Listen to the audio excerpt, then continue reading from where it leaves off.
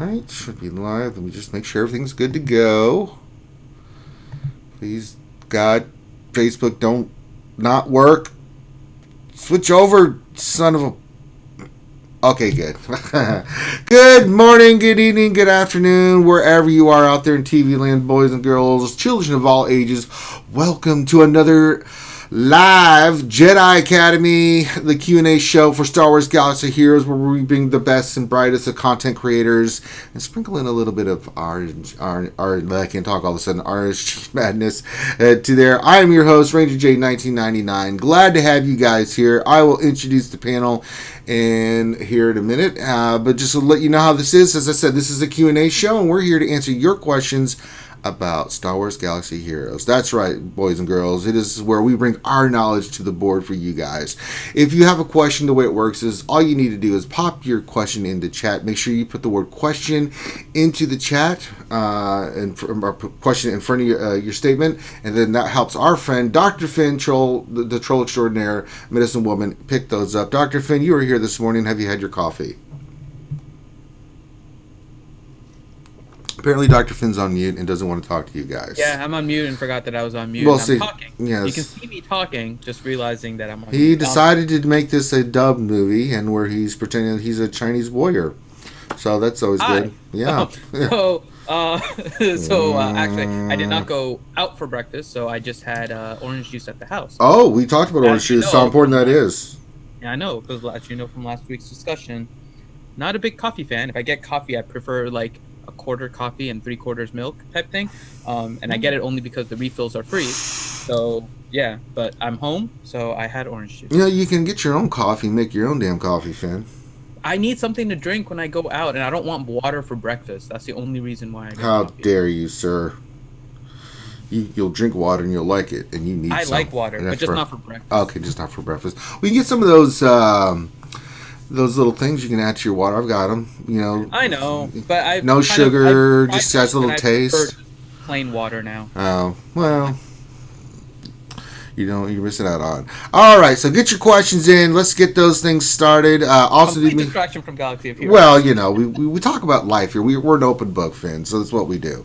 But if you could right now, give us a thumbs up on the video. It does help with monetization, spreading the Jedi Academy out there to the YouTube world, and subscribe to the channel if you haven't already. So there you go. Done, and done. Wait, see how I did that, Finn? Done. Let's introduce the panel. Besides me and the other moronic personality on this show, when we're both idiots and have brain damage, we have a great panel that actually are not said moronic. And let's introduce those wonderful people now. First of all, you know him, you love him. He's the man, the myth, the legend. Our returning champion, Warrior from Warrior Presents, is here. Well, how's it going, you guys? Hey, Warrior, how's it going? It's 10:05 in the morning here, Warrior. Pretty good. It's like around 8 o'clock where I'm at. How come it sounds like you're out there doing traffic? Warrior, what's the traffic like out there in Colorado right now? Well, we've got a lot of people on the road today, and they seem to not know how to use their left blinker. Oh, my God. We'll go back to Warrior Live here in a minute to see. That voice needs to be called Warrior Clump. Yeah. Oh goodness! All right. Also join us our English representation from across the pond from His Royal Majesty's Secret Gaming Service, Michael W. Huntington III. Good afternoon. Going back to the water, I prefer mine to be superheated and then go through a load of coffee on my stovetop. Mm-hmm. Okay. I've drunk 1 or 2 coffees this morning. And FYI, in the housekeeping things, both daughters are in the house. I know, I'm worried. It's we're at DEFCON 5. Yeah, actually we're at DEFCON 3. DEFCON 5 means we're at peace. I'm worried. Oh, God. Oh, no. Jeez. Come on. We just started. Oh, Lord. Oh, God. Keep talking so I can hear. Oh, Lord. DEFCON 2. We've gone to DEFCON 2 now. I mean, one more, and then I'm launching nukes at your home in England. Jesus. Oh, God. All right. Someone who doesn't have a sweary daughter, but is a lovely lady herself. We've got also returning Jedi Master Adastra. Good morning. Good morning, Lady Adastra. How are you? I'm good. How about you? I am doing good. Did you have coffee this morning? I don't drink coffee. Oh. I don't need that. Did you have a nice cup of liquid? Yes. Okay. Why are we talking like this? I Like don't we're know. chromatic robots or something. Jedis are powered by sunshine. I know, right? And weed. No, I'm just saying that. I made that up. I don't know. I'm sorry, space weed, because we're in the galaxy. Also joining us, oh boy, we got two knuckleheads from Operation Metaverse. You know them and love them. We'll first introduce the lovely Canadian representation, up there in Canada, up there with our good friends up there, eating maple syrup and drinking beer. Team Money G's for here with us. Hey, morning. Morning there. How's it up there in the frozen tundra? It's good. I got my toque on and my donuts and my coffee. All right. See, she got some coffee. Your toucan? You're getting a toucan? My toque. What's My a toque. It's a Canadian beanie. thing. Yeah. A beanie. But that sounds ridiculous to us in Canada. Yes. Beanie. Yeah, because when you say you're Or- putting your toucan on, it sounds like you're saying you're getting your toucan, and I was like, Maybe she is. A Fanny, beanie is that little round hat with a propeller on the top. Are you wearing a little round hat with a No. propeller on right now? And I haven't had my coffee, so this might explain everything. Well, I mean, that's both the statements you I said. will switch my porg hat to my porg beanie for. Exactly. That's not a It's a beanie. It's a man. toque. Well, what's the point if she's not wearing it? I'm wearing it for Team Money. There we go. Oh well, I mean, It's a porg hat. that's one way or that's the not a other. beanie. That's a It's a wool porg cap. toque. It's a puffball porg. No, that's for winter wear and to walk on public so you can get your ass beat. So I mean, that's what I'm just saying. Joining us, who is not Canadian and from the great state of Kakalaki, Carolina, southern region, we've got good old Maurice. Hey. Now, we all know in South Carolina, they start their day with moonshine. Isn't that correct? Well, yeah, coffee and whatnot. A little whiskey. Some of that space weed. Yeah, there you go. See? Good old Maurice knows what's going on, right? See? Yeah. But then, good old Maurice is on the dark side here with me. That's what we do. We chill. We wake up in the morning. We have some moonshine. Eat a bagel. We're good. We smoke a little snort our space. coffee grounds here. Yeah. Or we use it as tobacco. I mean, whatever. We're out of chew. So I mean, that's what we do. All right. So get your questions in. We usually start the show while you guys get your questions in. We like to say what's on people's mind. We'll just kind of go around the horn here. If anybody wants to pipe in, they can. I'll start with you, Warrior. Well, some stuff come out this week. Not a lot going on in the game. We got territory battles. We got the big post about GAC. Malik came back. What's on your mind about the game right now, Warrior? Well, I think that I think a new breed of people have had an opportunity to get to try this Malik event, and I think if you watch the plethora of videos and do the remodding and get the gearing the way you're supposed to, I think it's actually kind of a quite challenging and fun event. Most people that are doing it have about a 25% win rate once they understand fully how to work it. Sometimes some people get up to 50% win rate. They've been playing it multiple times to kind of understand it. The dark side, for everybody understood, it was pretty easy once they realized you just had to let Revan kill everybody, and then he became super powerful. It was that light side that was difficult. But there are some people out there that just don't have the mods to get enough offense to kind of close the deal. So it's an exceptionally frustrating event to be, really, really close and still no cigar. So I can get why there's a few people out there a bit frustrated with the event still that have yet to do it, but keep pressing on. There's only, a little bit of time left in the event. You can do it. Just keep going pay attention, and I think you guys will get it. So excited that Malik is back for everybody. I'm sure he won't be back for another 6 months, 4 to 6 months. So I probably won't see him on my alt account for another 6 months to a year. It depends on, I've got to have him at gear 12 or gear 11 with mods, and really you need them all gear 12. So gear 12 on a free-to-play account, that's a difficult. Free-to-play, huh? Wink, wink. Yeah. Well, I'm talking about my Fisherman account, not my. That's exactly what I. Yeah, that's what I meant. Wink, wink. Yeah, wink, wink. Yeah, I've been helping a ton of people get the event. It's not about the mods. The biggest thing I've been seeing when like people have had like the gear and the mods and stuff, but they just could not understand the light side, like how to manipulate it right to beat it. So the biggest thing I've been doing the last couple of days is just literally getting on calls with people and be like, all right, share your screen.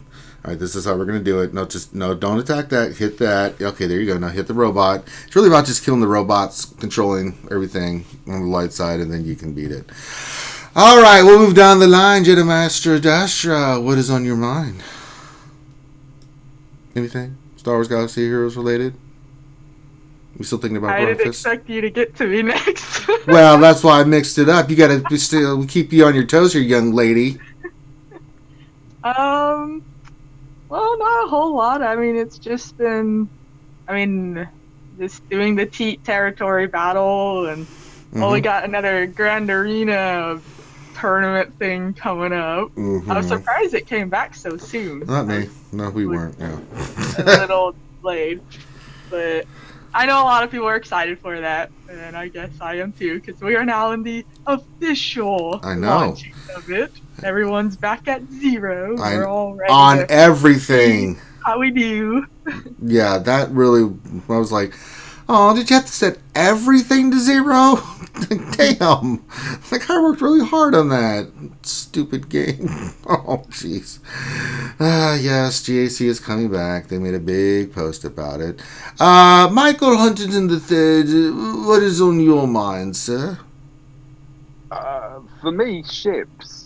Geonosian TB ship missions and the impossible task of trying to win without Houndstooth and Grand Admiral Thrawn, and Ships Arena, and a stealth nerf on the assists that you get with MILF on attack versus the perma assist that you seem to experience on AI defense.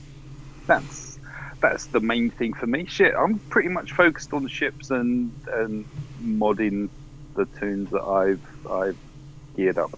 All right. Yeah. Operation Metaverse. I kind of lump you guys in together. What's on your guys' mind?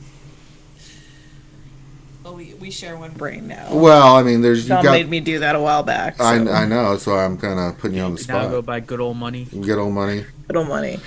Well, we had, I usually don't pitch our videos right up front, but I'm really proud of the video that we did this week on the Malik event. It's helped lots of folks, and so we've just been kind of watching the community get Malik. That's been really exciting.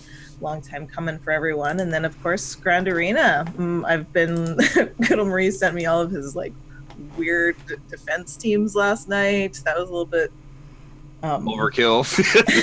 Crazy, wonderfully crazy. And I have to do a top to bottom remodel my roster. Yeah, no more cheese dick defense for good old Maurice. We're going back to the basics and putting everything on defense. So you should use my defense. It works out pretty well.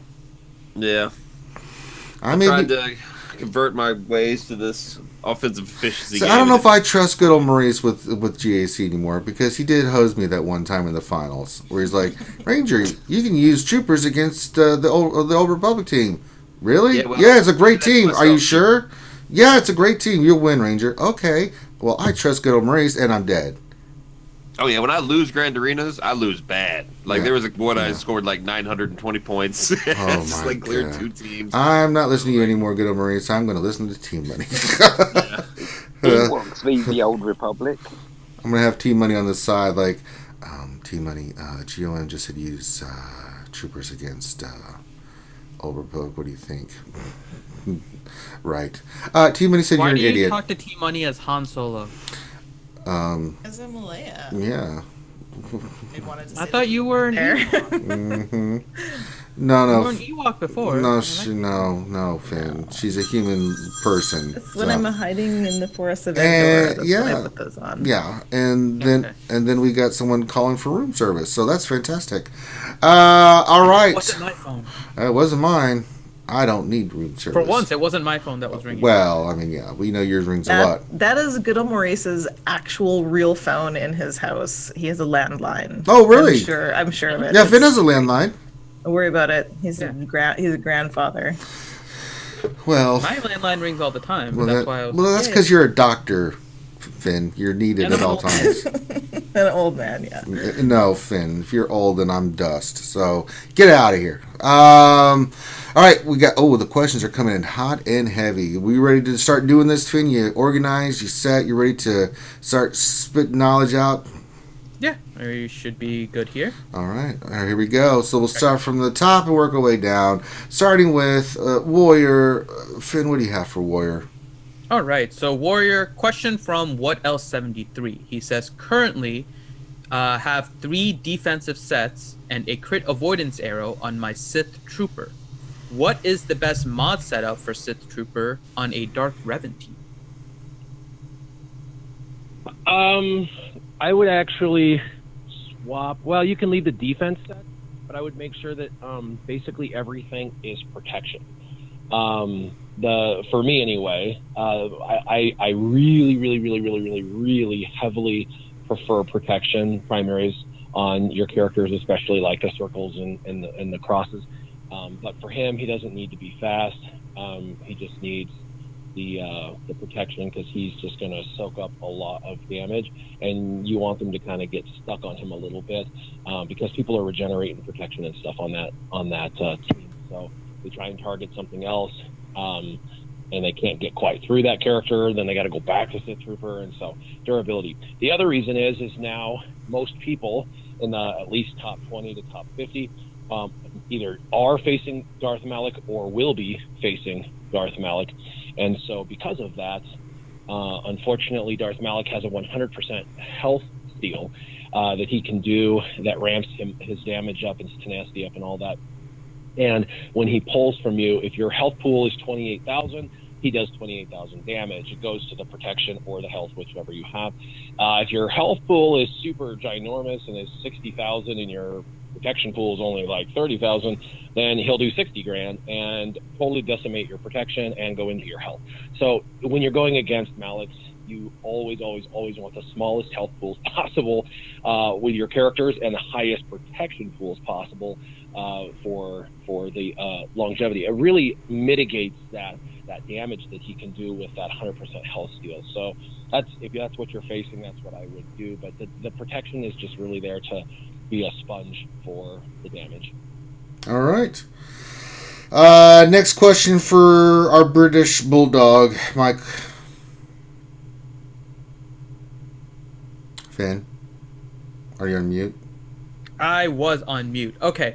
So, Mike, question for you from Buzzsaw VG.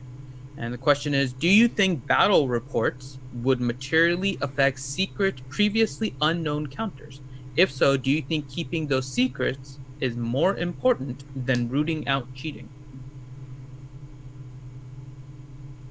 That I've got to be honest, I hadn't even thought of that. But to be perfectly honest, I think I'd rather root out the cheating and take that suspicion away, because effectively every GAC is going to be tainted with that. You know, you're going to be wondering, did I lose fairly? If you lose, obviously. So, and I mean, yeah, I do also question how many secret counter squads there really are now. I know quite a few game changers will release videos highlighting, showcasing specific counters. I mean, we've got 2 on at the moment, haven't we? So with Operation Metaverse and McMole and Arnold showcasing counters, yeah. I don't think it's that I don't think they remain secret for as long as they used to. And yeah, personally, I would give that up for a better PvP style competition that we have in Grand Arena Championships. All right. Moving on to yes. I was just gonna say I think Metaverse might have an opinion on that. I know I do, but I'd defer to the Metaverse. We've been chatting about this in the Game Changer chat. We basically we kind of rolled this around. We definitely at the Wolfpack we have a lot of counters that we don't want people to know about, and little tiny stuff, like fifth tunes and stuff like that are really important to different squads. And certainly the top guilds, they keep their counters very, very close to their chest. And so we're talking about this, but I think the real reason that revealing counter squads aren't going to make a difference is that the hack that we're most afraid about is a subtle one. It's about tweaking defense and offense so that you just have that slight advantage that you're still going to lose some points, you're not going to get 60, that sort of thing. So you're not, and you're paired up with people who are matched with your 65 top tunes. So what are you going to see? You're going to see, oh look, their crappy raid team beat my awesome bounty hunter team, and their weird 88 lead beat my Darth Revan. And you can be suspicious all you want about that, but the fact is there's some really great players who might be able to do that. It won't be a definitive thing. So whatever they're doing to weed out the cheaters in the top, whether it's by hand or whatnot, I figure that once enough people lose their 3, 4, 5 million accounts to deletion due to cheating, I'm hoping that that's going to go a long, long way to deterring people from using any sort of dumbass shit. Sorry. Yeah. Potty mouth team money. Sorry. Yeah, follow that. Probably could have avoided that. Good, Maurice. What do you think of your potty mouth co-host? Well, I will say that the Operation Metaverse live stream has don't do that. To PG-13 now. Just whatever you do, don't try to top her. That's all I'm gonna say. He doesn't. He says things like wiggly schmiggly. I try to keep it clean. I usually keep it. I don't know, unless I've been drinking alcohol. I usually try to keep it pretty clean. So, moonshine in the morning, man. I'm telling you. You have something also, Warrior? On your thoughts on that? Well, the only thing I was going to say is we let's say we debated it for over a week with a lot of different people with a lot of different viewpoints with the developers. And bottom line, what it comes down to is if there was battle plans in there, it would catch super, super stupid lazy cheaters, people that are retarded. They would get caught and banned, and that would then just make the cheating community, because there's an entire community apparently that talks and teaches each other and all that. It would just, after the first round, they would be like, oh, we gotta do it smarter, you guys, or you're gonna be stupidly banned. So like she said, they're gonna start to kind of fine tune their cheating. They don't have to fine tune their cheating at this point because there is no battle log. So there could be an argument to say that if without them, it allows for the flagrant cheating, whereas it would then force them to at least do some of the closer cheating, which might lead to some losses because they may be leaning on cheating versus skill. But bottom line, at the end of the day, once they fine tune their cheating, the battle logs really won't help for that level. But it could catch some of that low hanging fruit, which I see. I do agree with her that there's a lot of really high end weird counters that people use that you would really, if you're going against somebody, and at least for me, I saw a bunch of people over and over and over that month.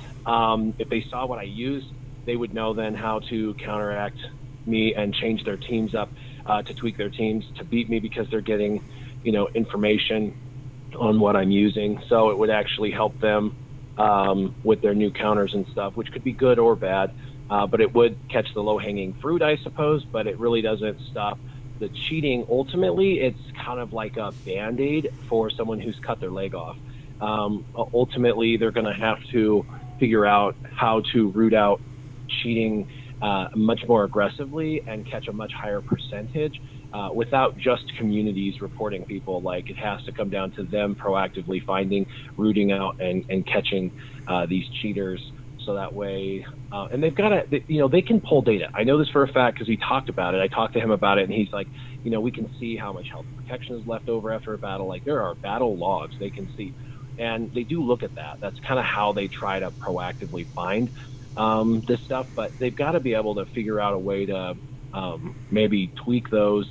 At the lower level, maybe they're going to open it up more to where they're looking for something that's more apparent. And then maybe at the higher levels, they got to tweak it down to kind of look for, slightly more narrow variances between the teams. I don't know. But it's difficult ultimately because it's a server side versus client side game where some things are done server side, some things are done client side, and because of that format, they'll always have the client side cheat capability, which means they're always going to have it out there, which means they're always going to have to try and catch it, which means it's always going to be a game of cat and mouse, which sucks. So, but hopefully they'll become more proactive than they have in the past. I mean, it's always been something that bottom line ruins their profits, so they've had a problem with it, and they've always been trying to root it out, but the current tools that they have been using in the past haven't been obviously sufficient.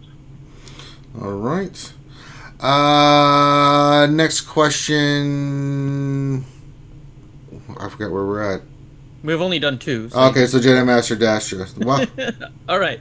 So Jedi Master Dastra, question to you from Spider, and his question is: How should Watt be modded? Well, that's actually a pretty simple one there, as he is purely a support character, having no real damage dealing attacks of his own. So offense. So you just want to mainly throw speed on him so he can better assist his allies, because he has, he can dispel from the ally, but most importantly, he has that awesome new stuff, all that tech that can boost whatever character you want. So you just want to get that going as soon as possible. So you just throw a speed set on him, throw whatever you have, and then the other set, it could be anything that's just passed. You can do a health set, you can do a potency set. I don't think it really matters for the other set. You just want speed. I know, it's so shocking, right? Another character that demands speed. So you're saying speed? Yeah. But what about speed? Yeah, what about speed? I mean, and then, the primaries, you can have, like, protection and health, because you do want him to survive. So I guess ideally you could do, like, a speed set and a health set, or a speed set and a tenacity set, because you just want him to be tanky and survive, so he can continue to help his allies. Science. All right. Next question for T-Money. Okay, so for T-Money, question from Paparazzi, and her question is: If you find Padme and Grievous on defense in Grand Arena, what do you use to take them both down? Well, I don't typically put Padme on defense in Grand Arena. It's one of those teams that doesn't tend to hold really well, and conversely on offense, it's so dynamic. So I would typically use Padme versus GG against GG with either.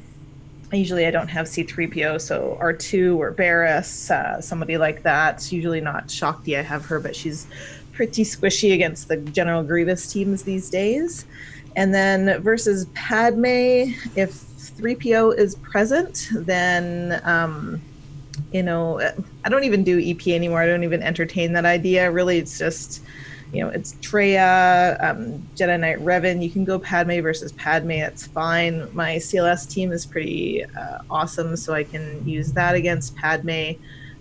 There's a lot of teams that that you can use versus Padme these days. I've tried Grievous. My Grievous team is not all that, as the kids say. So it will have trouble against a full Gear 12, really well modded, with health 60 primaries Padme team. But it should beat it, really. So lots of stuff beats Padme. I think Padme is more technique than anything. It's just really controlling that team so they don't have the opportunity to get courage. Courage. Courage. All right. The other part of Operation Metaverse, GOM, what do we got for him, Finn? All right, so a question from Darth Hideous. When are they going to make this TB tolerable? Referring to When are they going to make TB tolerable? Yeah. What do you think of the difficulty? It's frustrating for a lot Wait of till Lightside TV. especially Phase 4, right? It's a lot of people are frustrated with how much progress they're making in Phase 4. They're not able to sometimes even complete one wave. What do you think we need in order to make it so that players might show some progress? Patience. Yeah.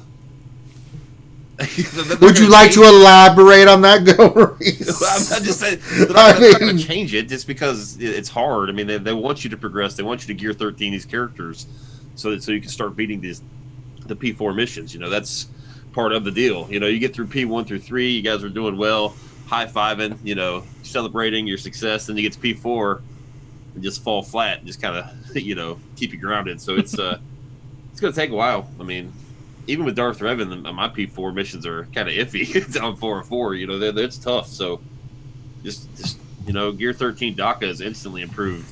Oh gosh, he's the MVP, dude. So you just Gear 13, very key characters. You'll get there eventually. Yeah, I killed the Padme team yesterday with DACA. They could not kill DACA. I was like, I love you so much, DACA.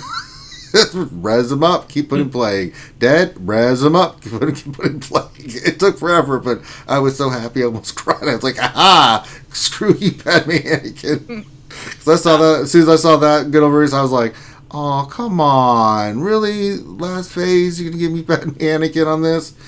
Oh, Gear 13 DACA is amazing. I think Wat Tambor will help a lot, too. That might help, yeah. Wat Tambor just in there directed traffic and busting skulls, it'll be good. I'm gonna chime in and say I have a full Gear 13 Night Sister team, and they can still get wrecked in this TV. You see, Phase 4 I haven't tried yet. Yeah, Phase 4 I haven't tried yet, so, but yesterday I was very happy. I was like, aha. But Phase 4 is Phase 4. I'm probably going there like, overconfident, like, Anakin, we meet again, and I'm dead. Them giving what we can expect to face in the north and south zones, though, does really help. You kind of know you don't run Night Sisters through the north because that's where they're going to hit the bad stuff that's going to wipe them out pretty quickly, whereas they stand a better chance going south. I think I've got that right. Same with bounty hunters. You can kind of, elect now which factions you run in on the north and south to kind of give you the better chance of going through. Oh wow. Oh, that gift they gave us with that list and the forums, that was... Oh, Lord and daughters. Oh, God. DEFCON 1. All right, everyone close your ears. Everyone in the chat, run. No, don't close your ears. We're on the stream. Okay. So, yeah, I think the list was definitely very helpful for that. The other part, too, that's making this pretty difficult is the fact that there's a huge level difference, right, between your characters and the characters you're facing. Mm-hmm. Contribute a huge amount to the potency tenacity curve, so you're not landing debuffs. Really, the only stuff you're typically landing consistently, I mean, every now and then you have RNG that you can hit something, but consistently the ones are the ones that say you can't be resisted, right? So it's like the crew stun I've been able to make use of because that can't be resisted. Fracture, isolate, like those kind of things are the ones that primarily get through, and then maybe if you can hit tenacity down, like with the Night Sisters, which are why I do love the Night Sisters in GOTB. Maybe a level increase or a level change will contribute to this at some point, but it'll be interesting, to see how they move forward with GOTB and when they make it potentially more manageable for guilds versus when they released light side GOTB, which is probably going to be a whole different monster entirely at that point. All right, back up top to Scissorman Warrior. Okay, so Warrior, question for you from Sokka. I hope I'm saying that right. What mechanic? Shaka. You say Shaka. But there's no H. It's CSAKA. No, I know. He's a patron. He spells it phonetically for me because I've screwed it up so many times. Oh, okay. So it's Shaka, like Shaka Khan? Yeah. Okay, there we go. Shaka. So question is, what mechanic in a new character does Galactic Republic need to consistently beat Malik? A non-resistible 2-turn stun, something to bypass his defense. So what are your thoughts on what the Galactic Republic needs if they are going to be the hard counter for Malik? Chicago! Shawshank Redemption. That's all I could hear when you guys were saying that. So, Galactic Republic taking on Malik. What edition do we need to see? I think it's time for them to bring out another character with, they've got some of these really cool debuffs that only one character can do, like Fracture. I know it's, for the longest time, we thought of it as proprietary to one person, and they bring out a new debuff for a new character, but then you start to see them start to spread that specific debuff to other characters. And so it's really nice to see, like, Shock is now, a few, 3, 4 characters, 5 characters can now do Shocks. Like, awesome. They're starting to get some Shock synergies. So I think it would be nice to see them start to provide other teams potentially with a really powerful debuff, like, and it would have to be a good character, someone that they, like Mace. I think they could create something similar. And so I wouldn't call it probably Fracture, but I would probably have it to be where it immobilizes the opponent and, prevents turn meter, and then have some other aspect to it, like every time it gets hit, it loses the natural turn meter it's gaining. And it could be something like Mace Windu and his mark that you see in GOTB, where he just does massive damage to an individual and it immobilizes them for, it's like a fracture for 2 turns or something to that effect. Something that locks the first turn and then maybe the lock falls off after the second turn. I mean, they can get creative and do whatever they want. It doesn't have to be exactly like the original, but I really think Mace deserves a rework. I think everyone that's sort of a Star Wars fan believes that, and we've seen a really powerful Mace. I mean, he marks somebody and then he one-shots them. It hits them and they're dead. It's like, okay, Gear 13 doesn't matter. So it's like, it would be nice to have something controllable like that under Padme, where, he was getting that protection up, getting courage, and then, molly-whopping fools. That would be pretty cool. So, but yeah, some sort of a unique debuff that kind of exists in the game, but maybe tweak it just a tiny bit, call it something else for that particular character. But bring something that's kind of like Fracture, that just immobilizes an individual for a minute, so you have a chance to take advantage of, killing that individual. All right. Next question for Mikey Hunt. Okay, so Mike, question from Epic Fails. And the question is, now I dropped huge amounts of gear, crystals, and Zetas. What is the new chase coming? Is it going to be a Grandmaster Kenobi, a General Mace, something that requires Shakti or Rey and Kylo? What should I start aiming for?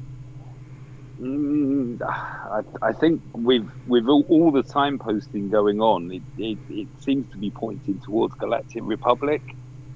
So your clones. Wasn't there the noise about Eve Koff actually being useful for something? Sorry. That was just a Troll Ranger, I'm pretty sure. Was it? And I think the big thing was the 501st was kind of hinted at with that. Yeah, and we're getting a clone rework now, aren't we? That is what it appears. Yes. Yeah, I really wouldn't be surprised if we get some sort of marquee event as well that goes along with that. I mean, with the Geo rework, we got Geonosian Brood Alpha, didn't we? And he transformed Geos effectively. So I think it's Galactic Republic with the emphasis on clones. But the caveat here is don't chuck too much on your existing clones, because chances are some of those will be benched for the new shinies that are gonna transform them. All right.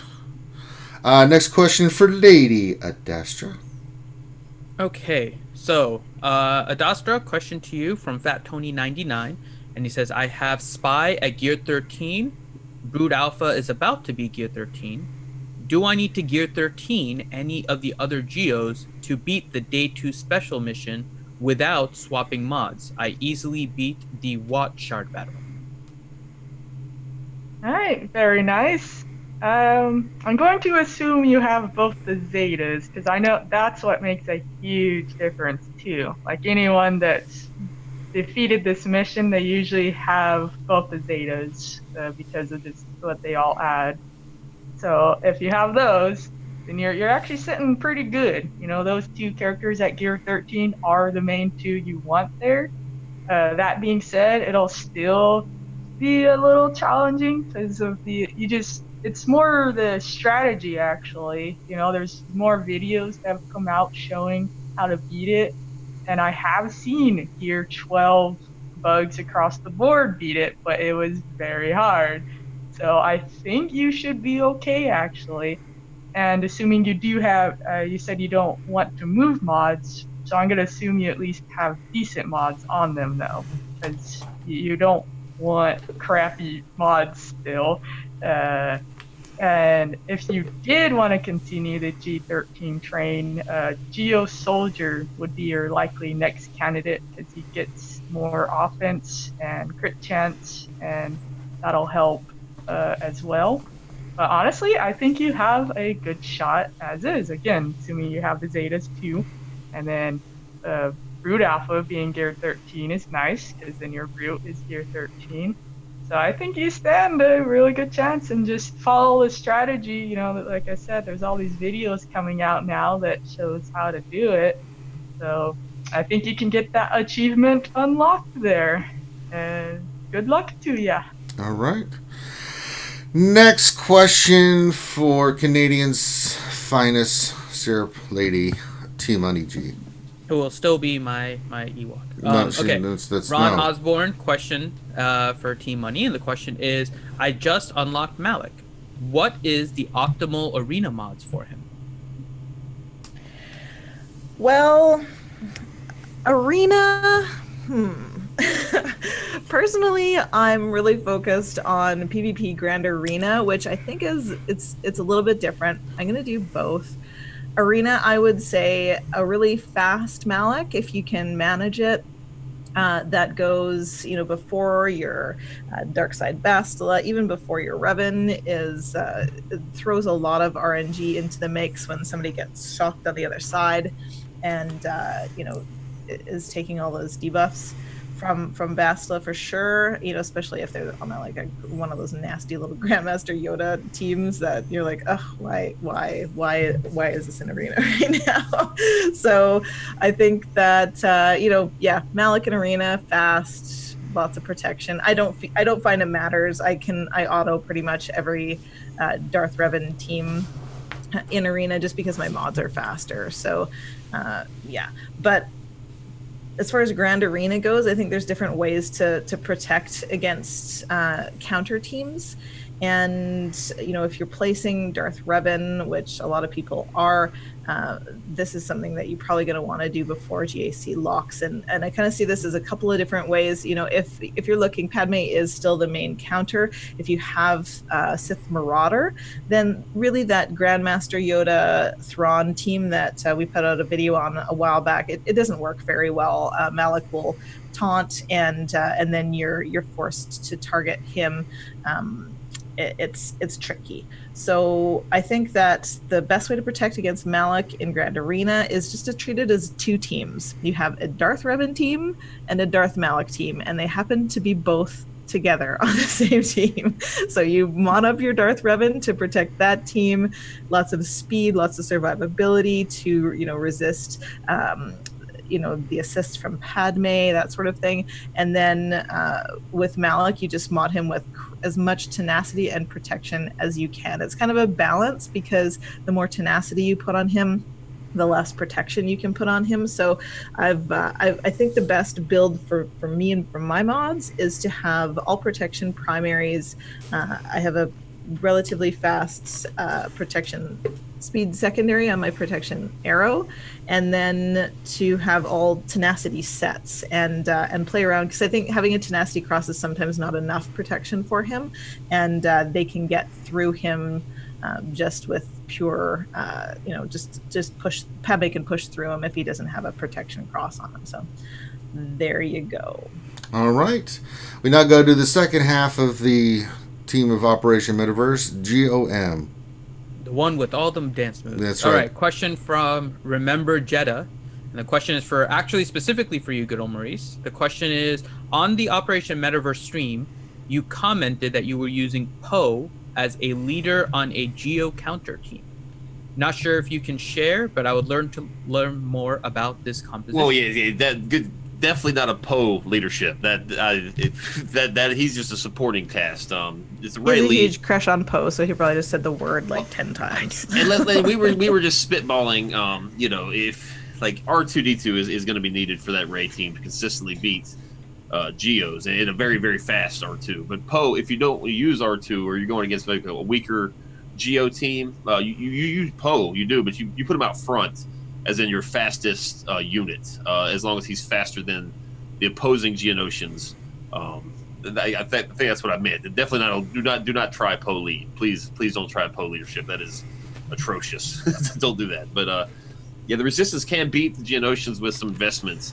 They will take some speed. You gotta outspeed Poe. Poggle. You gotta outspeed Brood Alpha, and people are gear 13ing their Brood Alphas now, so that's gonna be tough. But it is an option. And Poe, brush the dust off Poe, guys. All right. Next question. Round and round we go. Out in the traffic in Colorado somewhere. We got Warrior. Okay, so question for Warrior from Wolffell. And the question is, for Grand Arena Championships, would a GP requirement for each zone or each squad be an idea? For a GP requirement for each zone or each squad, be an idea to stop the ones setting junk on defense, but not require it for Division 8 or lower because they may not have the tunes. So it's an interesting concept. It's also an anti-cheat aspect. That's one reason why if you require somebody to have a character that's like, 17,000 and a half GP to enter an event, that they have to have it at 17,500. They can't take in like a level 1 soon and win.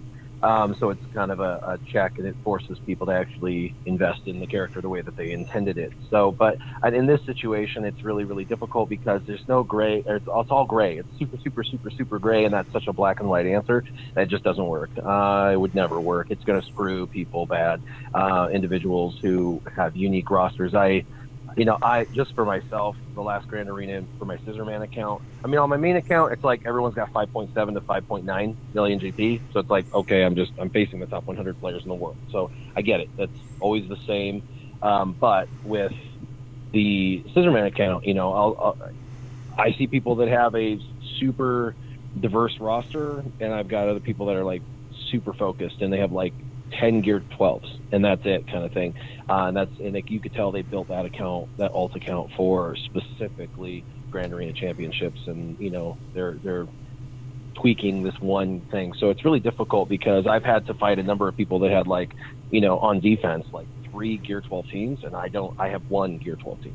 But I've been able to beat them because of synergy and specific team comps. So when you start getting into that, you have to have this amount or that amount.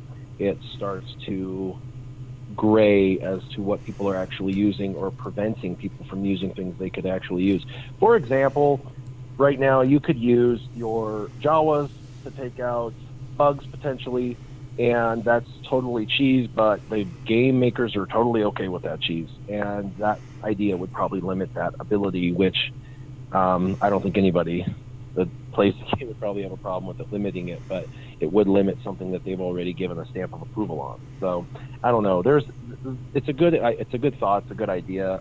They do implement aspects of that already in the game, but I think for Grand Arena, it's just too gray for something as black and white like that. Okay. Next question for Mikey. Okay, so Mike, question from Han Cholo, and the question is, who is a good fifth for the Karth team? My Juhani and T3 are currently Gear 1. Ooh. I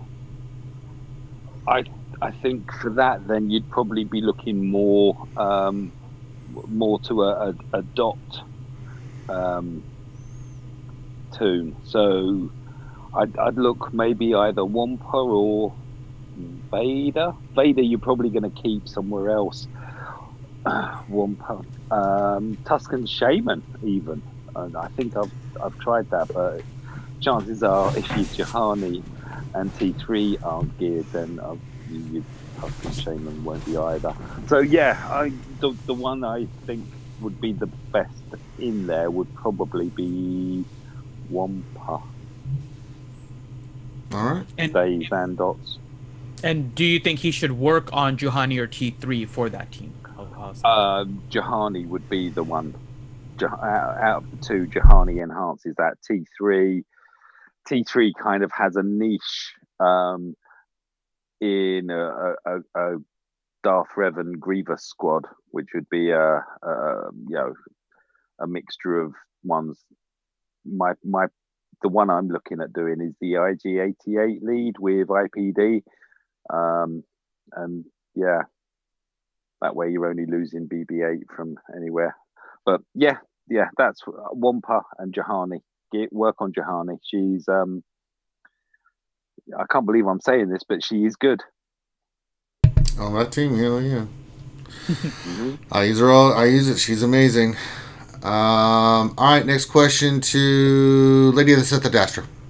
Okay. So Adastra, question to you from Maz Kanada, and the question is: any ship lineup suggestions for GOTB for the 2 missions and without Houndstooth? So she's looking for 2 squads, GOTB, 1 without Houndstooth.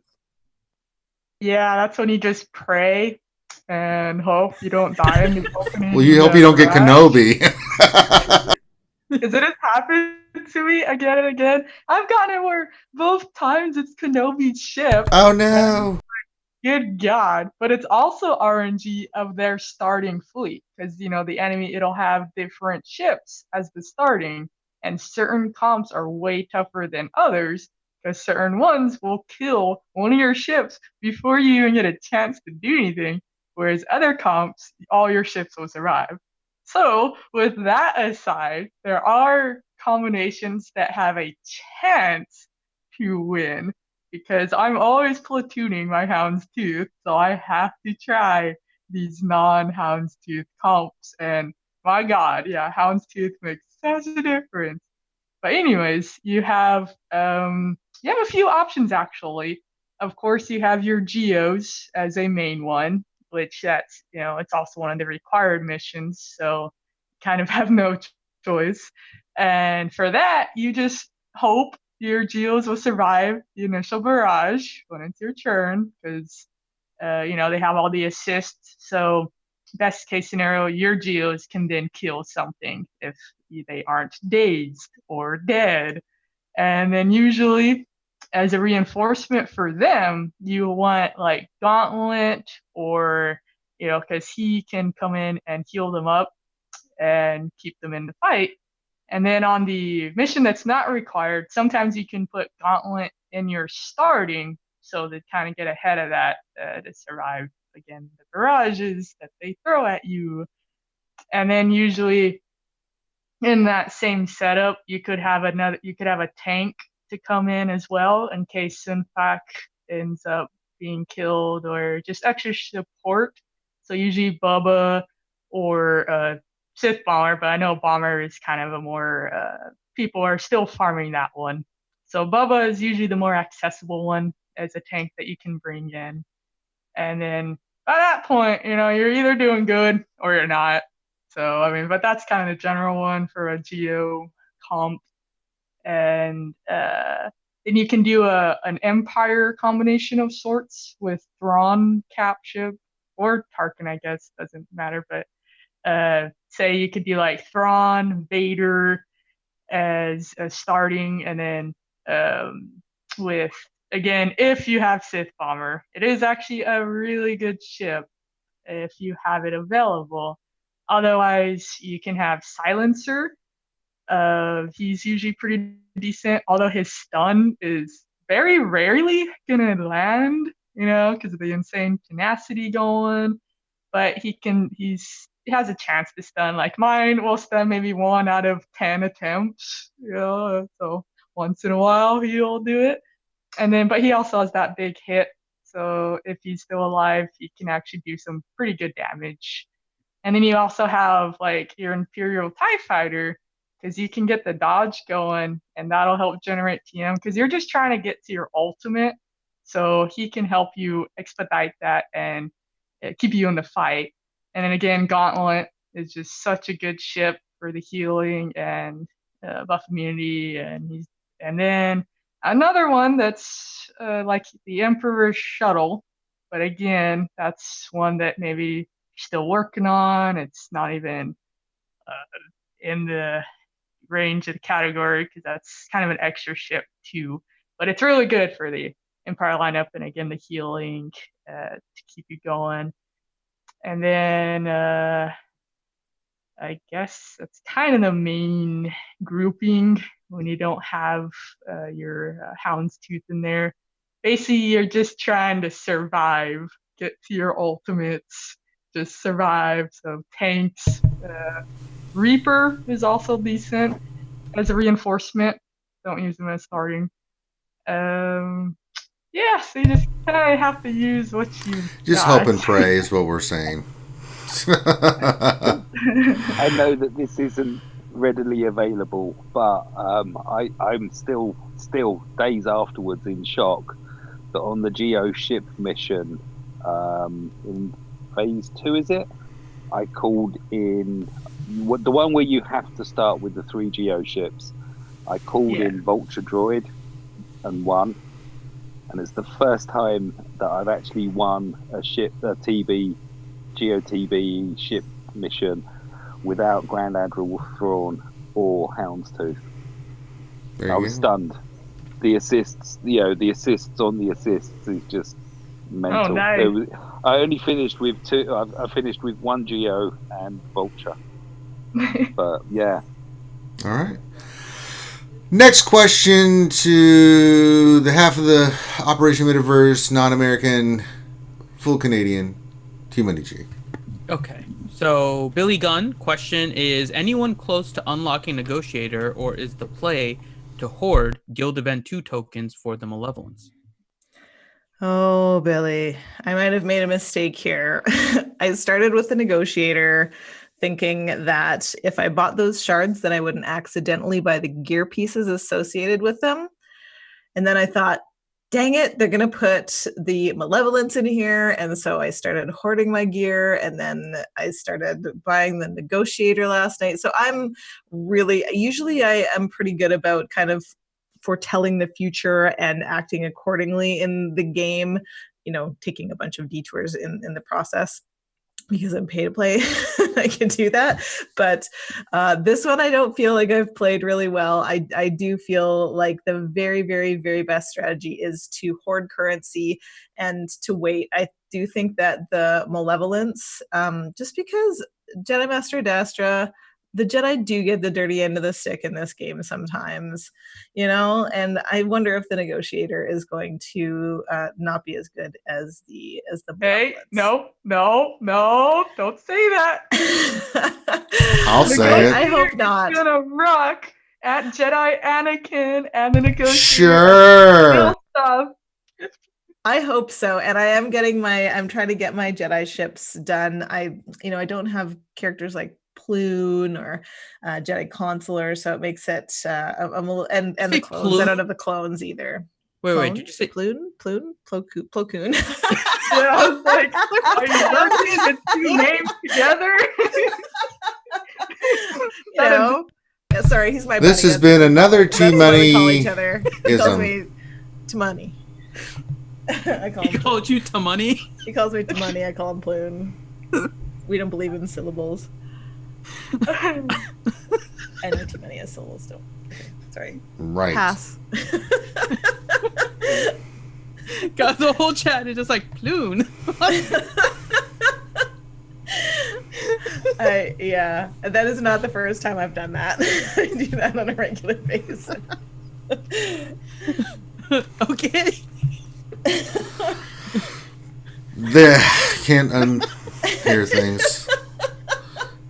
See, all the more reason to gear up your Plo Koons so you can just go plooning it up. Go Plunco. PlueCon, the new Jedi for Star Wars Galaxy Heroes. All right, good on Maurice. Let's see if you can top that one, buddy. Next question for GOM.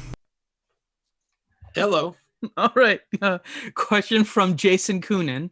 And the question is, what is your favorite Gear 13 tune that is not Synth Empire or Grievous? Colonel Stark. He's my new favorite. He's a boss. He's so good. His AoE hits so hard. It is night and day difference. It's unbelievable. So I'm pretty excited about that one. Night Sister Spirit is one I feel is a good value. There was one more. I know a lot of guys. Clash had a lot of success with Ordo. Ordo looks really cool. I haven't done him. R2D2 is actually a very safe, solid investment. He gets a pretty good stat increase when you take him to Gear 13 kind of across the board, and then he will distribute that to the rest of the team. That's Resistance, that's Rebels, that's Galactic Republic. So he's going to be a very good value Gear 13 that you'll be able to get a lot of use out of. Your P1 scores, I think my P1 score went up 1.5 2 million just from Gear 13 him. I've only tried it twice, but there's little subtle boosts across the board from him, so that's one to consider. All right.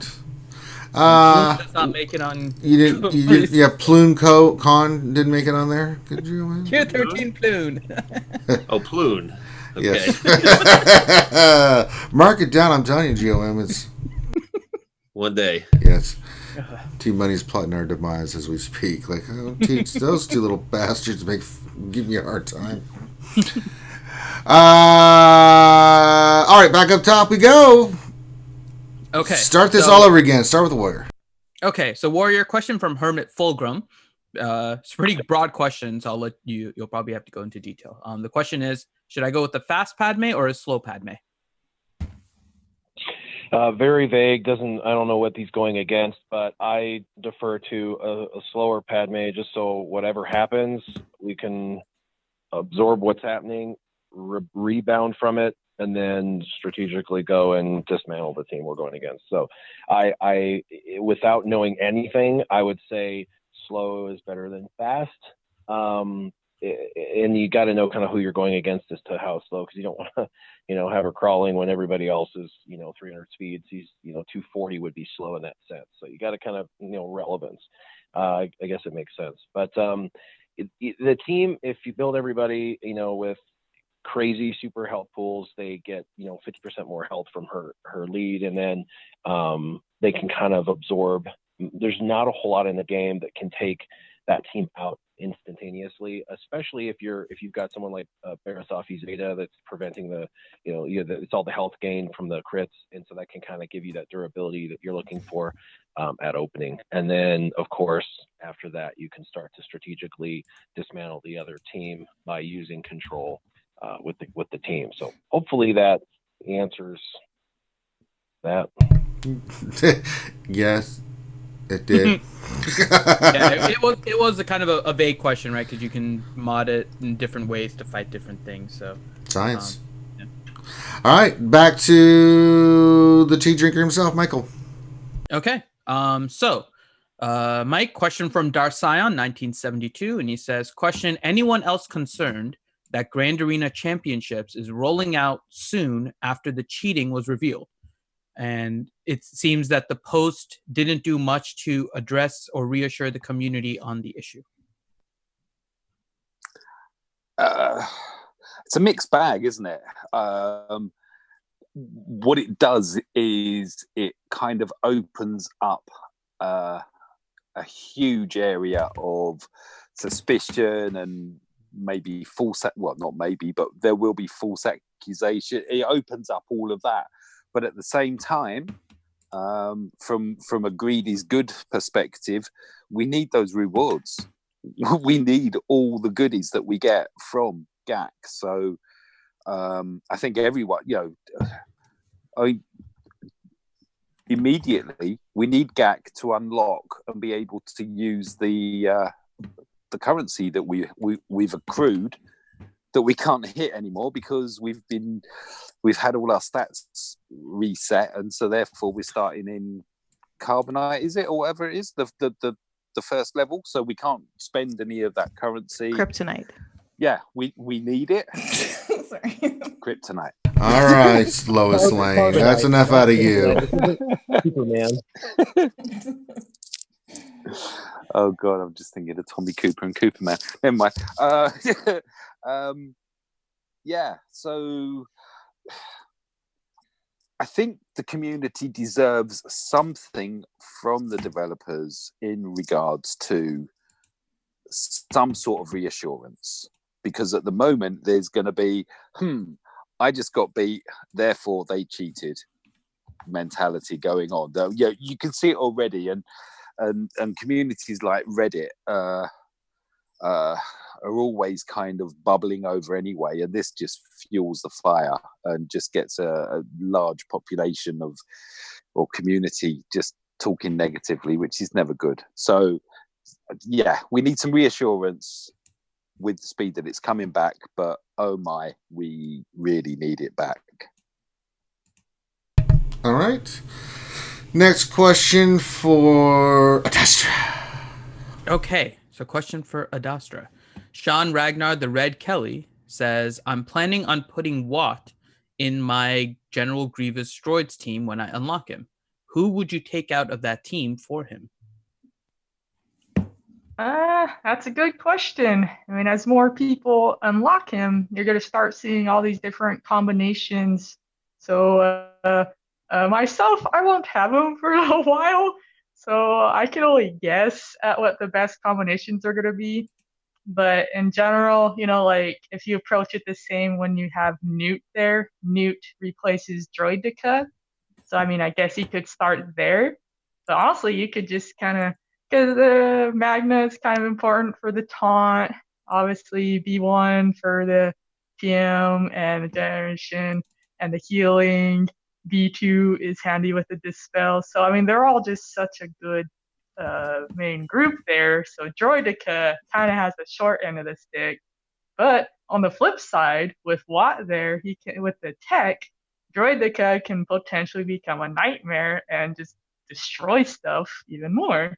So, I mean, I'm thinking, because everyone's kind of stuck on the same, like, cookie cutter stuff. So I'm willing to bet there's some unique combinations out there that are going to come out with how much Watt can bring to a team. Like, there's going to be some cool combinations. So my advice would be, once you get him, have fun with that and take out different characters, take just experiment, and maybe you'll be the one to find this unstoppable, crazy team out there. Science. That's what we do. Yep, science it up. Science the hell out of this thing. All right, someone who doesn't... So many... I mean, I have all these ideas, and it kills me because it's going to be a while before I can implement any of these ideas. Sure. But in general, Watt he adds a lot. Like, it's that kit is insane. So, I mean, with the Grievous team, of course, that's like an obvious go-to to, separatists in general, that he's going to elevate that team, right? So, I mean, that's not necessarily a bad thing. I mean, the teams are already good. Why not make them better? And then you'll be able to take on more stuff more smoothly. So, there you go. But yeah, experiment, have fun with it, kick butt, win-win. Collect your data, share with others, improve humanity. Someone who doesn't believe in science, T Money G. All right, so T Money, question from good old Maurice. Who gets the bonus turn first in a Watt versus Han Solo matchup? Coin flip like Han versus Han. Well, I actually unlocked Watt last No, night. you have to look at Good Maurice in the eyes and then have this conversation with him. Well, this is awkward. I could have just asked her after the stream. Well, yeah, this is what you get for asking questions in the damn stream. Question next, because I wrote a question right after Quite him. possible. Oh yeah, we got you guys. You guys gonna play games? We're gonna play games too. I'm being serious. I'm curious. Yeah. I unlocked Watt last night, and I did put him in arena with CLS just to see. Just to see how that was going to play, and I played it a few times, and Han did shoot first every single time, which makes sense because it says shoot first. So that's what I'm thinking it is. I mean, 3 times does not a statistically significant study make, but I think that that's all I got for you. So there you go. Have you guys tried that out at all, Warrior? Like Han versus Watt? I did in arena, and every single time Watt got to place his piece first. Oh, there you go. The shoot first. So well. he plays. Oh no, piece, but I don't have the. Shoot. I don't have the Zeta, Warrior. So that's probably the. Do you have the Zeta? Oh yeah, I've got that. Yeah, so I don't have the Zeta yet. So he Shame, gets 30% money. turn meter. Shame, T-Money. Shame. I had a Zeta for this Is that arena, about and I rigging? chose to put it on T3 as the defense penetration Zeta, which always seems inappropriate to say on air. But I needed that to be able to get through Darth Revan because it's my second Darth Revan counter. All right. So Warrior saying that you saw Watt always get the turn first. That's what he said. Yeah, because he has the Zeta. I don't have the Zeta. It happens prior to battle. He gets to place that first. He gets to place that first one, and then Han Solo goes and does his shoots first, and then everything else commences as normal. Yeah, that was a serious question. I wasn't like trolling that. That was. Oh, I know you weren't trolling. I know, but that's why we trolled you back because you weren't trolling, and okay, in my face. You could have just asked the question on the panel, son of a. No, it is interesting because the other wording difference in the abilities, because I was just looking at it, is that Han says he takes his before the encounter and Watts is before the battle. So I'm wondering if that's maybe what's... Well, it makes a difference, right? Because CG. They always have like to the word waves it. and stuff. Before we make our move on the board, I get to go before you even get there. And Well, the battles and the encounters are Special different because it makes a move. difference in like the missions and stuff. That The we're encounter is the entire thing, whether it's 1 round or 6 rounds. The battle is the singular one battle of that encounter. A battle is a subset of an encounter. This is freaking Magic the Gathering. I'm telling you guys, I know, going downhill. I know, right? Yeah. That's why I'm surprised that Han isn't going first, because it seems like the encounter would be generated first before the battle. This is getting too nerdy for me. I'm going to go, but thanks for having me, guys. This has been really great. You're leaving? You can. Just No, kidding. you better not. You're on a stream talking about a Star Wars show. Yeah, I think you're- it's not too nerdy. No one is more nerdy than you two, Money. Get the hell out of here. Team Money has been missing Galaxy of Heroes Jedi Academy for Fiddle Camp and calling us nerdy. I know, right? Let's say. All right. Hey, speaking of Team Money, it's now time for Good Maurice to get a question. Yep. And again, it's a serious question. So Team Money is saying, my Watt is squishy, but I'm thinking of putting him with bounty hunters for Bosk Permataunt. What are your thoughts? Well, I think, first of all, if you don't have the Zeta on Watt, you should probably just not use it. So just go ahead. What's amazing? I need to clarify. I do think he's awesome on a Grievous team, but my Grievous is I'm doing the 88 lead BB-8 T3 yada yada team with General Grievous. Excuse me. I have the floor. Excuse me. Oh, you're gonna pay for that one later. Oh, snap. I forgot the question already. I don't even know what it is. What with Bosk? Yeah. I guess if you don't have the Zeta, you definitely probably want to use a pre-taunt, because if he goes first, he can pretty much put a taunt on a character, right? Like any character, doesn't he basically pass the taunt off with one of his specials? He still gets 30% turn meter without the Zeta, so that's a lot. Yeah. I had him up. He's like gear 9 right now, and he gets speed balls, and I had him up to 270 just with speed sets that weren't on anybody. Yeah, throw him behind a Preton. That's good. Crew. You can throw him behind Bosk. You probably not Baze. There's probably better options than Baze and short term. No. Hey, since Possibilities you're are answering endless each with this other's questions, you guys should just have like a impromptu stream of just asking each other stuff. Yeah. Ranger Infinity turned It's this called against us. That wasn't the our- intention here. Yeah. That's called our Friday nights. That's for making me look at your balls. I didn't want to interrupt. I didn't want to interrupt somebody answering a question with my question, and I would have forgotten it had I not typed it. Think about wearing pants next time to the stream. There, good old Maurice. I've got some or shorts. Okay, we don't need to know details, so we're we're good there. Just wear pants. Yeah.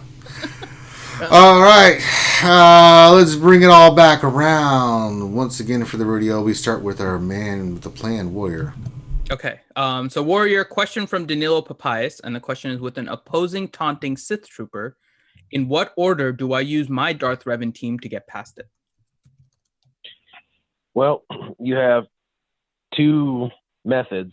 It depends on whether you have a double set that's faster than anybody else's double set of mods, or whether you have just one set that's faster, or whether you're just screwed and you don't have faster speeds. So I mean, it really comes down to what you have.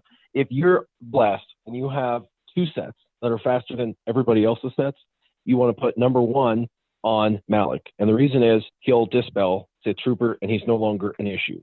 Number two fastest set goes on Darth Revan. He then mollywhops the other Darth Revan, making everybody on the other side skip a turn. The game is over before it even starts. It's disgusting. I've got like now 6 people running this that have two sets faster than mine.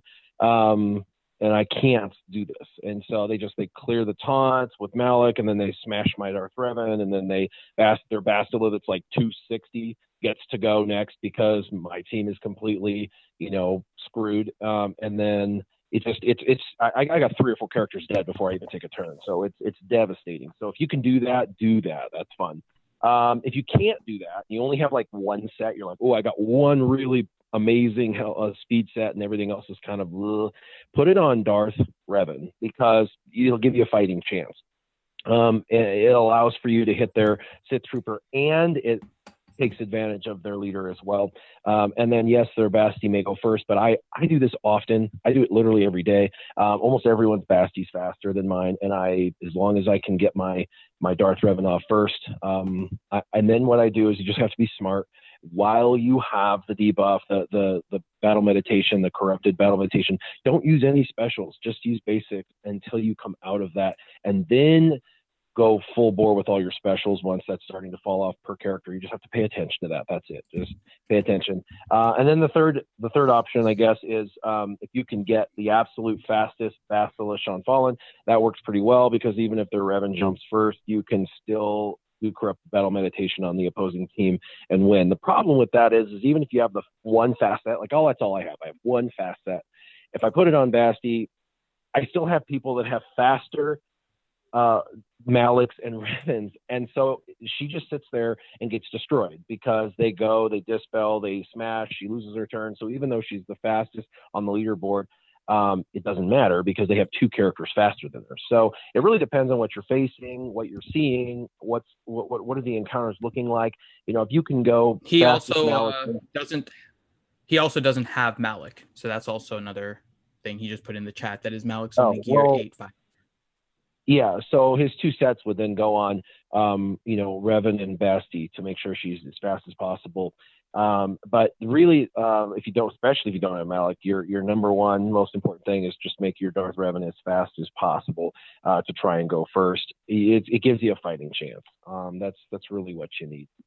All right. And my apprentice is watching us. Mr. Steakdown has got my apprentice there. Make sure he gets his Cheerios and his chicken nuggets to choke his father later. All right. Next question to Michael W. Haunted in the Bed. Okay. Question from Grande Verga. And the question is, what's the investment difference between a 4.8 free-to-play versus a 5.8 whale? Is it worth the 1 million GP? Whoa. Hang on. What's the investment like? Is that? That's his question. Yeah. Like, what is the investment between a 4.8 free to play and a 5.8 whale? Whoa. Oh, so that's some Benjamins right there. Well, yeah. I'm thinking probably 10K plus. Well, it depends, right? I mean, so I'm a 4.8 free to play. Free to play at 4.8 basically means that you have to start from the beginning.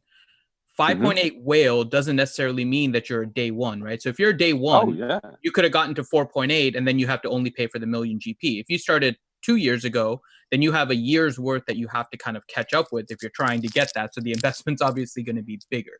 So if they started at the same amount or the same time frame, the investment is probably somewhere in like I would guess a few thousand, probably. But obviously, more than that because if it started later and got to 5.8. Yeah, because they'll to get to 5.8 means that virtually their entire roster is gear 12. That's a lot of gear. A lot of gear on a lot of tunes that you don't want to put a lot of gear on. So that's why. And I mean, the other part of the question, right? Is it worth the 1 million GP? Worth is dependent on the player, right? I mean, the people that are paying in order to get to 5.8 million and whatnot, they're doing it because they find it worthwhile to have every character maxed out. Ice cream! Lieutenant Dan. We'll be back in 5, everyone. I'd like a blow pop and an ice cream sandwich. And, no, you're going to get a 99 or an oyster. I like the ice cream! This is a British ice cream truck. So the one thing it doesn't have is ice cream. It has some sort of powdered, foamy sort of thing. What? Yeah, we don't. I don't know. It's not real ice cream. It's wow. You just made T-Money gag. Compressed. Hey. Yeah. Good job, Mike. Okay. Yeah. I'll give you another question too, Mike. But yeah. So I'll give you a question. Why is British food so bad? Yeah, what is up with that? I've been to Britain. We talked about this, Mike. What is up with that? Because, like, we were talking about that the other day. Like, if I'm in London, I'm going to the Indian restaurant. I'm not having shepherd's pie. Fish and chips. I've had real fish and chips. Oh, Lord. The batter is there to steam the fish. You should open the batter out and then just eat the fish. Yeah, that makes sense. Yeah, but you're not going to do that. We are completely derailed here. I'm sorry. Mushy peas did something bad to me, so I'm just saying. All right, let's focus again. Just to finish Grande Verga's question, and then I'll give you another question here. The worth aspect of anything is always dependent on the player, right? Whether or not somebody and the person in general. So it's hard to determine what the worth is for the 1 million. We can give you a value on it if we get some more information as to when the player started and those kind of things. We can give you a value that it cost X amount, right? But the worth is usually an intangible thing that is dependent on the person. Some people prefer to shop at Macy's. Other people just decide to shop at Nordstrom, and there's like a 50% price difference on it. Do you want to spend that kind of money? Well, it depends on the person, what you have available, and those kind of things. So it's always those kind of things. Worth can never be determined, and you shouldn't try to determine worth for somebody else. This value makes it easier. All right. Can I just add a little bit to that? All right. Is that we have a couple of really strong free to play players in the guild, and I think that the like kind of highest GP that you can have as a free to play, and free to play typically they don't unlock characters, they're not investing crystals into a level 85 for characters that they're not really utilizing.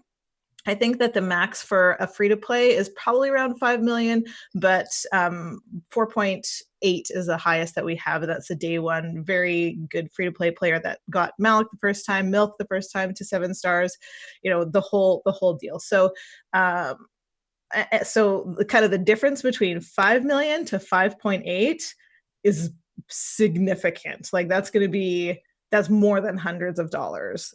For sure, right? Like that's. I can say that 5.6 to 5.7 can be a difference between $100,000. Let's just say I can know that for a fact from personal experience. I know an individual it's 5.7, and I'm at 5.6, and that individual has 100K in mods, and I don't. So that's the big thing too. Is mods is that you can have a 5.8 million roster with 47 plus 15s, right? And that's a huge difference between someone that has like 500 plus 15s, which people do. Yeah, that's a good point. All right. Science. So Mike, I'll give you another question here. Is it about ice cream? If he's back. So 1L73 question for Grand Arena Championships and Territory Wars. If General Kenobi is moved to the Padme's Galactic Republic team, is Juhani or Old Ben a better tank for the Jedi Knight Revan team? Ooh, out of that, I like Juhani in an Old Republic team. So I kind of do the elimination of what's left. So my answer there would have to be Old Ben, just because Juhani's too good in the Old Republic team. She works. She does work in a JKR squad. I've done that in the past, but to the detriment of the other squad. Swings and roundabouts. Probably the best advice would be try it in the first round, see how many holds you get. If you don't, then switch over. And also, of course, it's dependent on how well geared and ability-wise, whether Old Ben has any Zetas. Well, I mean, the other thing that I always tell people, too, is like, put Hermit Yoda in, make the team offense. That team is ridiculous. Yeah. Without a tank. You don't need a tank. I've seen people use Plo Koon in there. I've seen people use other Jedi. I mean, no, not Jedi Guardian, Finn. That's awful. Do not use Jedi Guardian. Do not use that. Please do not use Jedi Knight Guardian. Please use Hermit Yoda. This is a public service announcement. Apparently Kit Fisto isn't any good. Oh, God. But Lady Adastra could answer that one. No, don't do that. Don't. Yeah, Plo Koon. I mean, to be honest, I would. My Galactic Republic squad Jedi wise is Mr. Beardy, Jedi Knight Anakin, and Shaq T. Oh, and Ahsoka. And Ahsoka doesn't really work. She doesn't work in a Jedi Knight Revan squad that well. So, yeah, that would be my Hermit and Grandmaster in the deadly JKR combination squad. I mean, they're just it's giving you group attacks, it's giving you the heals, protection up, foresight. The positives outweigh the negatives so much, and just go for it. There you go. Kill them before they can move. Speaking of Jedi fascination, or I don't know, stalking, Jedi Master Dash's turn. Okay. So, question from Jason Coonan. Do you believe ships in 3v3 will come to Grand Arena Championships? 3v3, I am really, really hoping someday it will come back. I mean, that was my favorite mode. So much fun because it changes things up big time. And then ships, I feel like I thought it was gonna come actually, because some of those achievements or feats is what they're calling them had ships in there. Like if you win a ship in Grand Arena or in Arena, like it had the or in there, so it kind of alluded that ships are going to be coming to Grand Arena.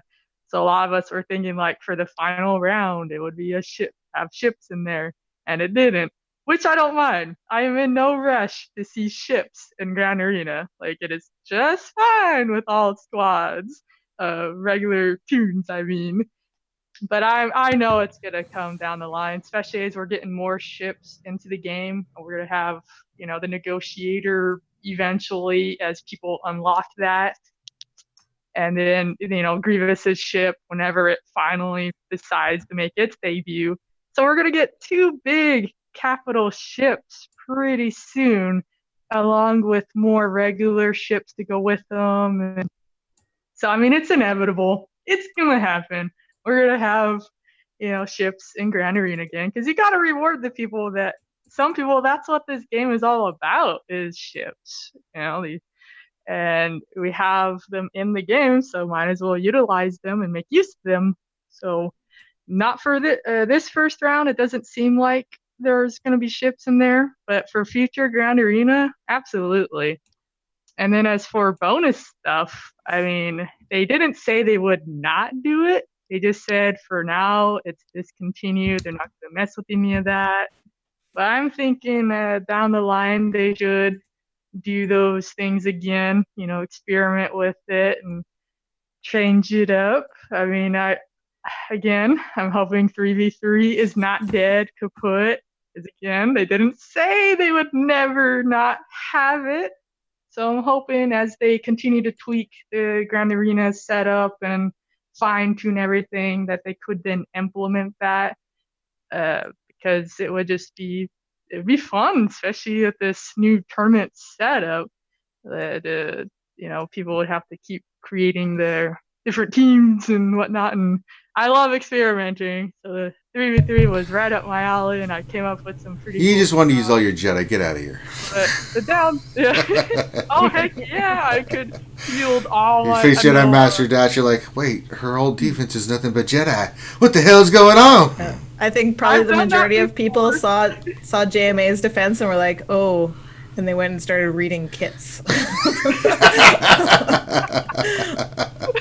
Like, wait a minute. But yeah, it's still on its, this is the official first round of the GAC, so they're not going to mess with it. Not for a while, no. They're going to just see how it goes. Because matchmaking, that's been the continuous subject, and of course, the cheating stuff. So I think that's like the main. Yeah, let's get. Yeah. They're probably not even thinking about bonus stuff for a while, unfortunately. No. All right. Someone who does think about bonus stuff. T Money G's next question.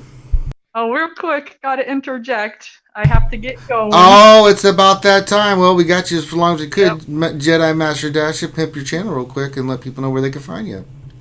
Oh, well, you can find me on YouTube, Jedi Master Adastra, Jedi content, and and some raid stuff, which I do need to get another one out there. But Galactic Republic in that fold as well. I just spammed a few videos recently with Padme taking on General Grievous, and then Padme versus Darth Revan, Jedi Knight Revan versus Darth Revan. So, all right. And yes, the Jedi rule. Oh, God. All right. Well, have a good day, Lady Dasha. Before you go, Adastra, there's one fun question for you. Let me guess, Durgan. It is. It's a question from. Oh God. And its question is: I got ETH Koth to 7-star this morning. Am I ready for Lightside GOTB now? You gotta gear 13 him. Yeah. You're only halfway there. Oh Lord. All right. Prepare. All right. Damn it.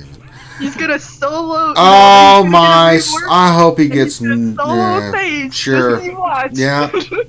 That's great. Yeah, sure is. Oh God, I feel dirty just thinking about that. All right. Do me a favor, folks. Check out Jedi Master Dash's channel. And while we're talking on the subject, we have 120 people watching us. We only have 38 thumbs up. Can we get some more love in the chat for some more thumbs up, please, if you don't mind? Poor favor. That will go to another question to TMG. Oh, okay. So for T Money, question from Foreigner SWGOH. And the question is, with Grand Arena coming, which should I Zeta first? Django Lead or Brood Alpha Unique? My Django is 7-star gear 11. My Brood Alpha is 4-star gear 10. What's Django's gear again? 11.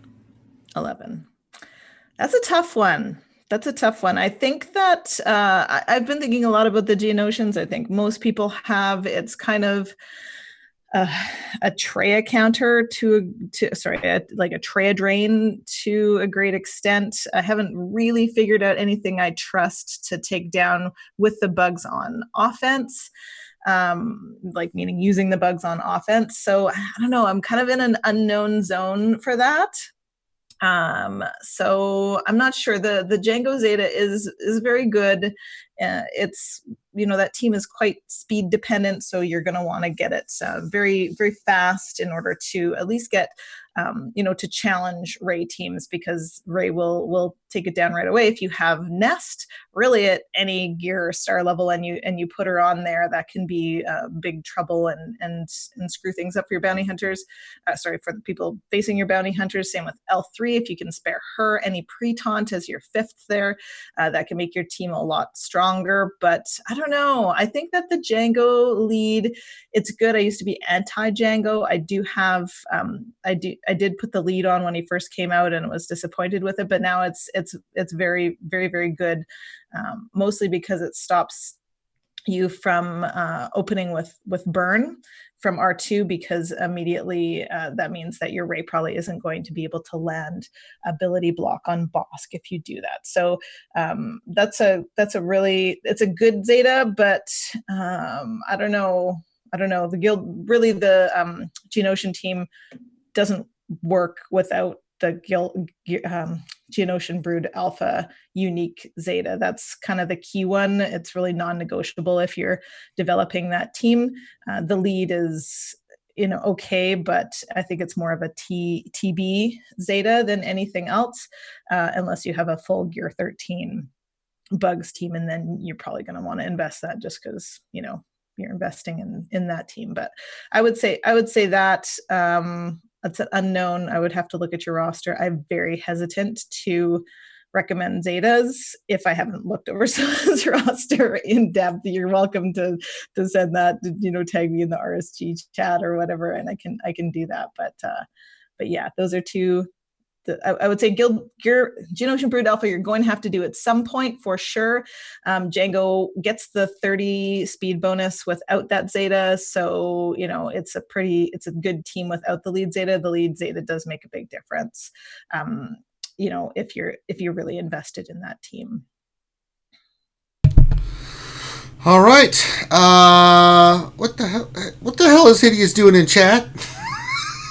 What? Hideous is trying to promote thumbs down. He's in a feisty mood. I don't care. Hideous, knock that crap off, man. Jesus Christ. I was literally like, what do you mean, Hideous? Good Lord, who pissed in your Cheerios, brother? He got messed up and gave me a wrench. I could boot him. No, I'm not going to do that. Please put him on a timeout. No, I'm not going to do that. No, we're not going to. They're not going to do that. No, we're not going to do that. All right. Next question for someone who's hungry with power now. All of a sudden, good old Maurice. Ready to exercise my clicks. All right. So good old Maurice question from What Else 73. He says, 5-star Gear 11 Malik. Is he good enough to be the sole tank in a Darth Revan team on a 2-year-old arena shard, or should I use Sith Trooper on my team still? My Marauder is Gear 12. If you got the Zetas on Malik, yeah, throw him in there. I think his question is, does he need Sith Trooper with Malik, or can he use Marauder with Malik? Because I think he's trying to replace Sith Trooper. I think that totally depends. If your Darth Revan is in your Bastilo, probably top tier in terms of mods, you can probably use Marauder. If you don't have one of the very fastest Darth Revans, I would probably use Sith Trooper with Malik until you get him finished, just to kind of protect them. You'll win. You can win on offense with either, but I think defensively, that'd probably be a better move. Faster Revan, use Marauder. Slower Revan and Bastila, use Sith Trooper. There we go. All right, that's science, baby. All right, back up to the man with the plan, Warrior.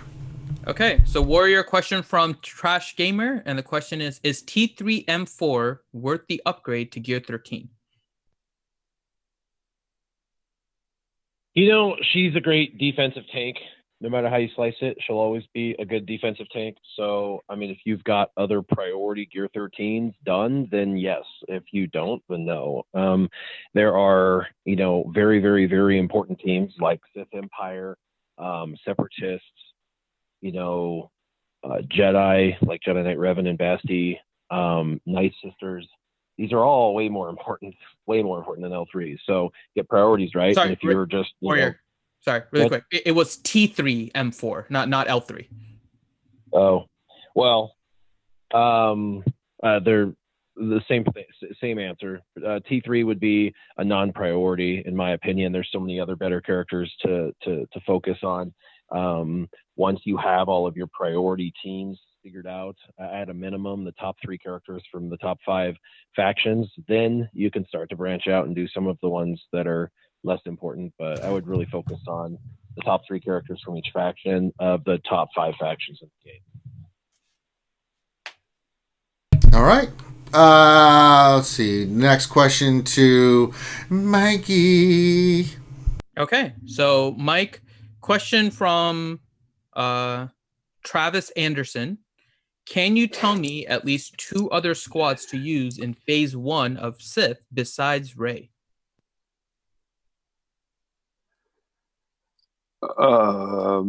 You can wait and try and chime in at the very end with a Jedi Knight Revan squad. That will really boost your Phase 2 score. Other options, this is where we need Xylo, because Xylo. Well, the Zam Bounty Hunters Zam Bounty Hunters is one that people have used. Not as good as JTR, but could we throw a jar in with those bounty hunters until they fix the nerf, or would that not work? Well, Boss is now a Jawa, so I guess we can do that. Yeah. Yeah. Is it First Order?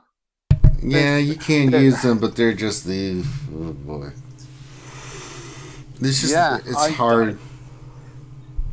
If you don't have a P1 squad, the one I would definitely advocate, if you do have a Jedi Knight Revan squad, is just try and get in with under 10% remaining in Phase 1, and really ramp up your Phase 2 score, because unless you really are focused on Phase 1, that's not where you're going to get your big score from. That's kind of a register. That's getting you away from all the 0 posters.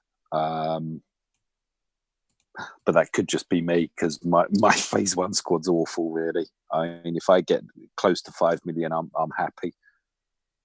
It's more of a setup, and then hopefully, as soon as that's finished, the health's dropped down, and I now know it's time to go with Revan, and away we go. Yeah, that would be my suggestion there. But, all right. Sorry if it messes up the Jedi Knight Revan team a little bit, but there is still that old Yoda lead Jedi team with the Grandmaster Yoda lead, Hermit Yoda, Ezra, Visas, and I can't remember who the 5th was. Was it Qui-Gon? I think it's Qui-Gon. You remove Grandmaster Yoda from the Revan team, but if you need Phase 1 damage for your guild, then that could be another team too. Yeah. I mean, there's very limited options for that. All right, let's go to TMG again, up there in Canada. So we have 2 questions left. So first one, Team Money. Question from Paparazzi. What's your first Darth Revan counter? My first Darth Revan counter? Yeah, like the one that you use first. The one that I used very first, or I'm assuming you're. Yeah, what are you using now? Yeah, what are you using?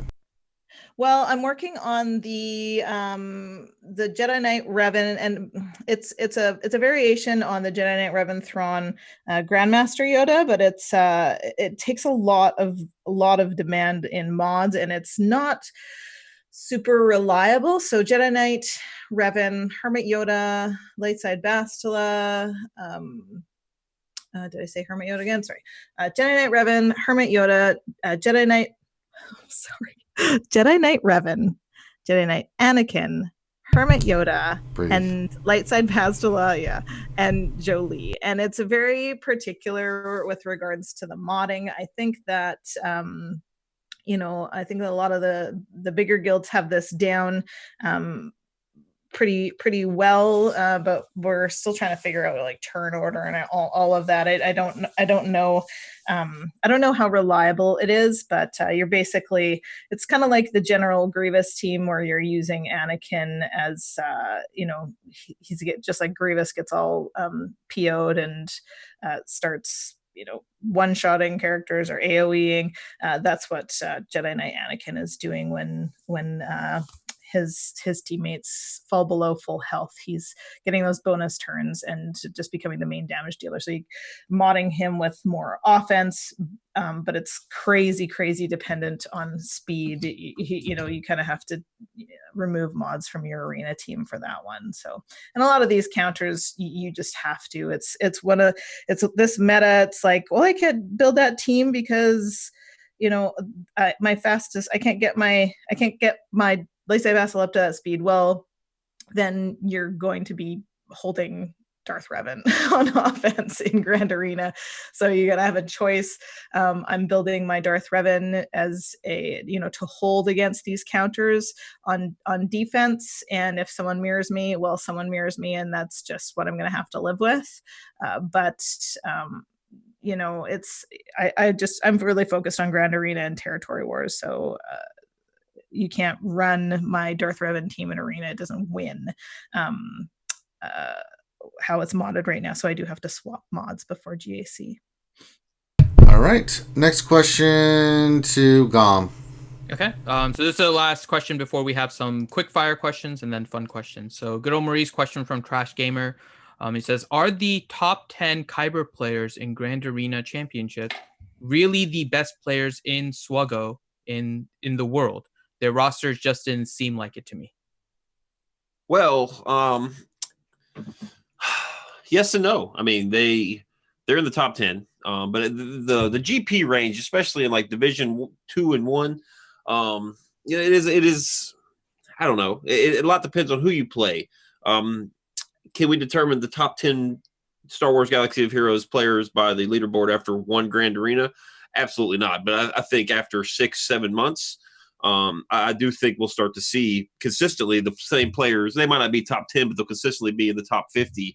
And I think those, like if we were to do like a point system for the next 10 leaderboards, I think there will be quite a few of those guys up in the top 50 that are consistently there. I would regard those players as probably the very best over the course of the next few months. So.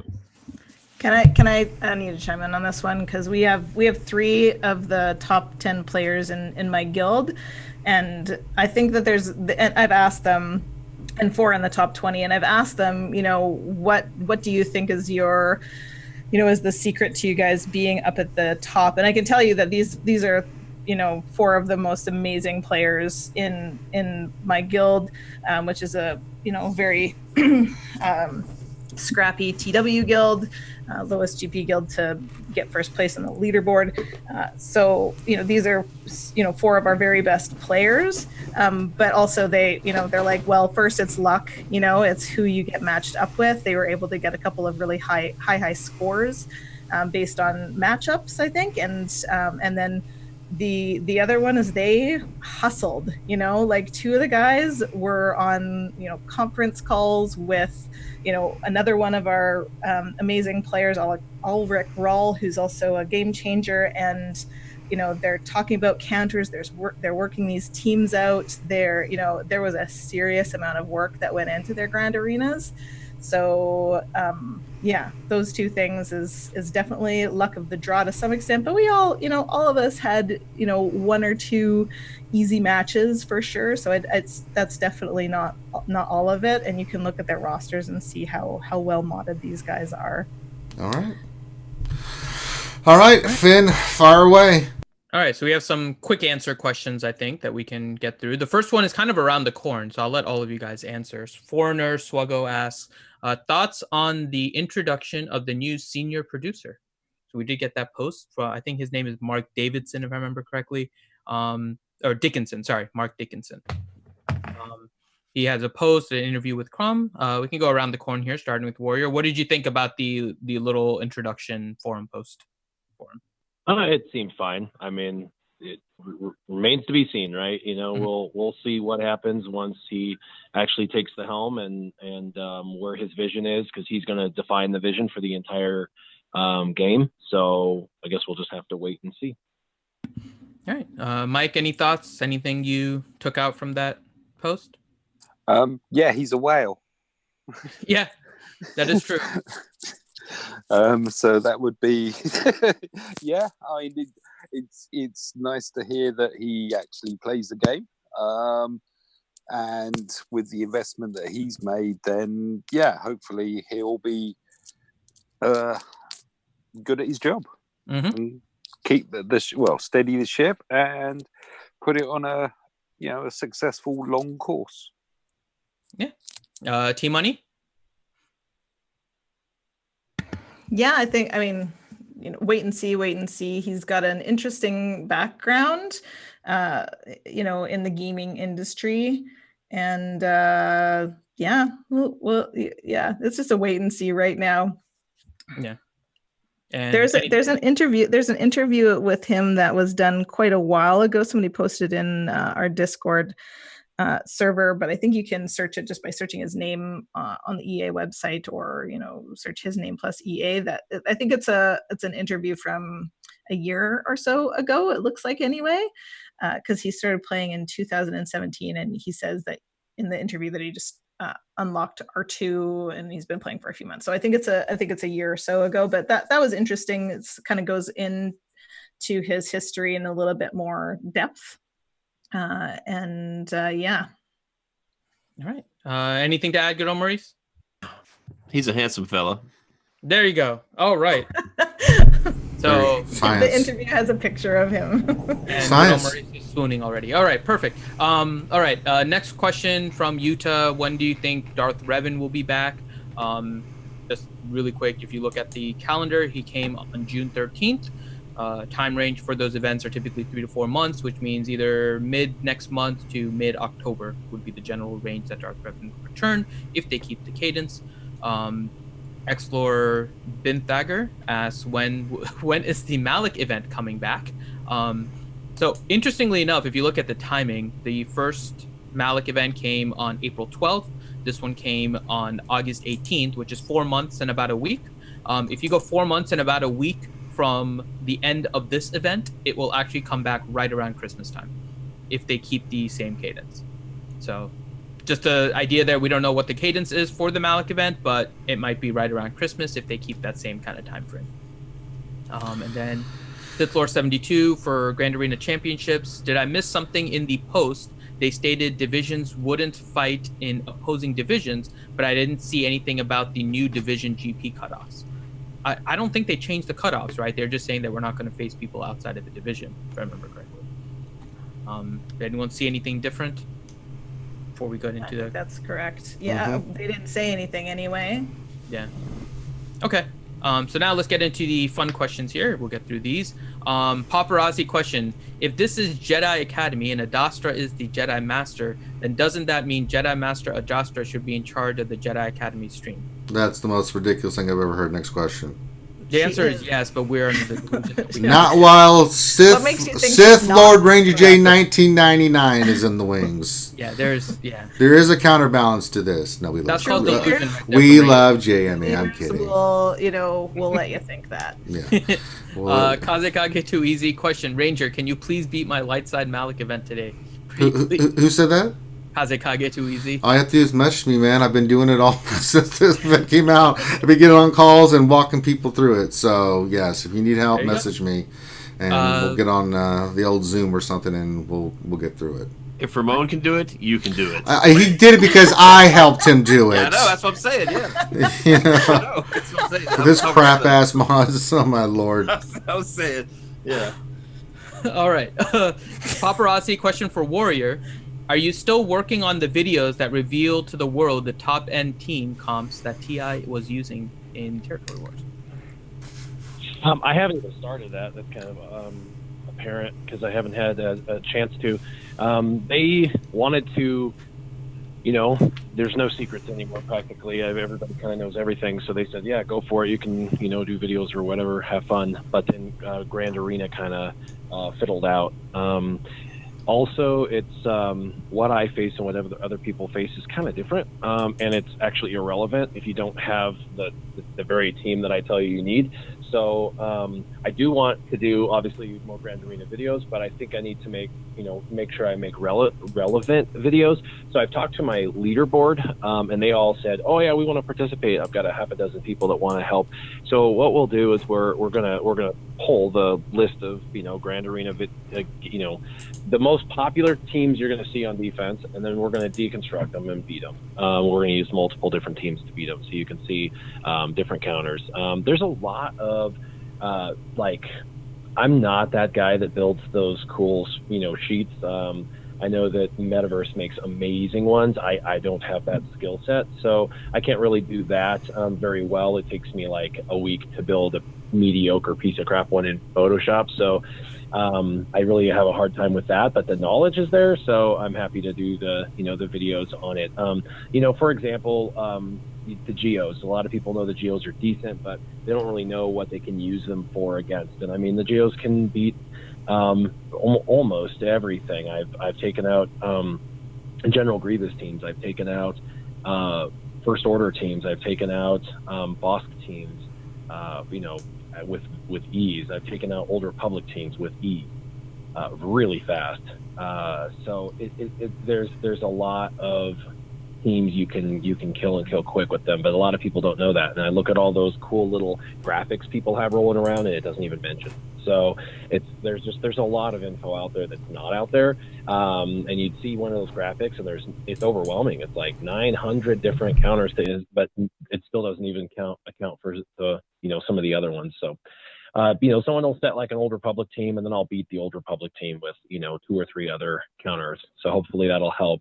So when people are looking at like, I have to fight Old Republic, what do I attack it with? They'll be able to pull my video up and see the 3 or 4 counters that work really pretty well, and how to do it. And since it will be more common teams that you're seeing, and people that are the guys in my leaderboard, we're evenly matched with mods and rosters and things like that. So it should be a pretty fair comparison when we do that. So hopefully that'll help. All right. Next question, Deadpool Kyle. Question: I really enjoyed the Malik event. I have been replaying it to try and 3-star it. Why did everyone say this was so hard? All right. Well, I think the truth is, once you figure out the strategy a little bit, right, then it becomes easier. A lot of people don't know the strategy, or they don't want to remod and stuff for it, so it becomes harder, right, if you're trying to just limp in. Well, it's the second time around, right? It's so the advantage that people have the second time around is people like me bang their head against the wall for a godly amount of hours, and people like Vincel and figuring it out. So there's lots of videos out there to beat it. That's why there's a higher percentage of people one-shotting it. They had time to get their characters ready. We were surprised the first time. We're like, okay, sucks. Surprise. So yeah, I mean, the videos themselves. I had fun doing it like it was the first time this time, though. Yeah, yeah. But I mean, yeah, it's if you got the characters, there's plenty of strat videos out there and guides that you can look at, and there's people helping everybody else. There's not. It's not difficult in the sense that once you understand the mechanics, then you can figure out the strategy. Just for the light side, the dark side's easy. Just kill everything and get Revan mad, and then he'll one-shot stuff. The light side takes a little bit more time and effort and patience and knowing when to hit what at what time and then making your move. So but that's what I've been doing. I've been people that are stuck, with the event, I'm sure everybody on the panel's been helping people get through the event. So that's why more people are getting it this time. They're just better geared. They're more prepared. There's more information about it out there. So yeah, it wasn't a surprise either. Yeah. Paparazzi, question for Finn: can you pull your porg beanie all the way down your face so you can become one with the porgness? Then do your best porg impression? Yes, please. No. I've done it before. Oh God.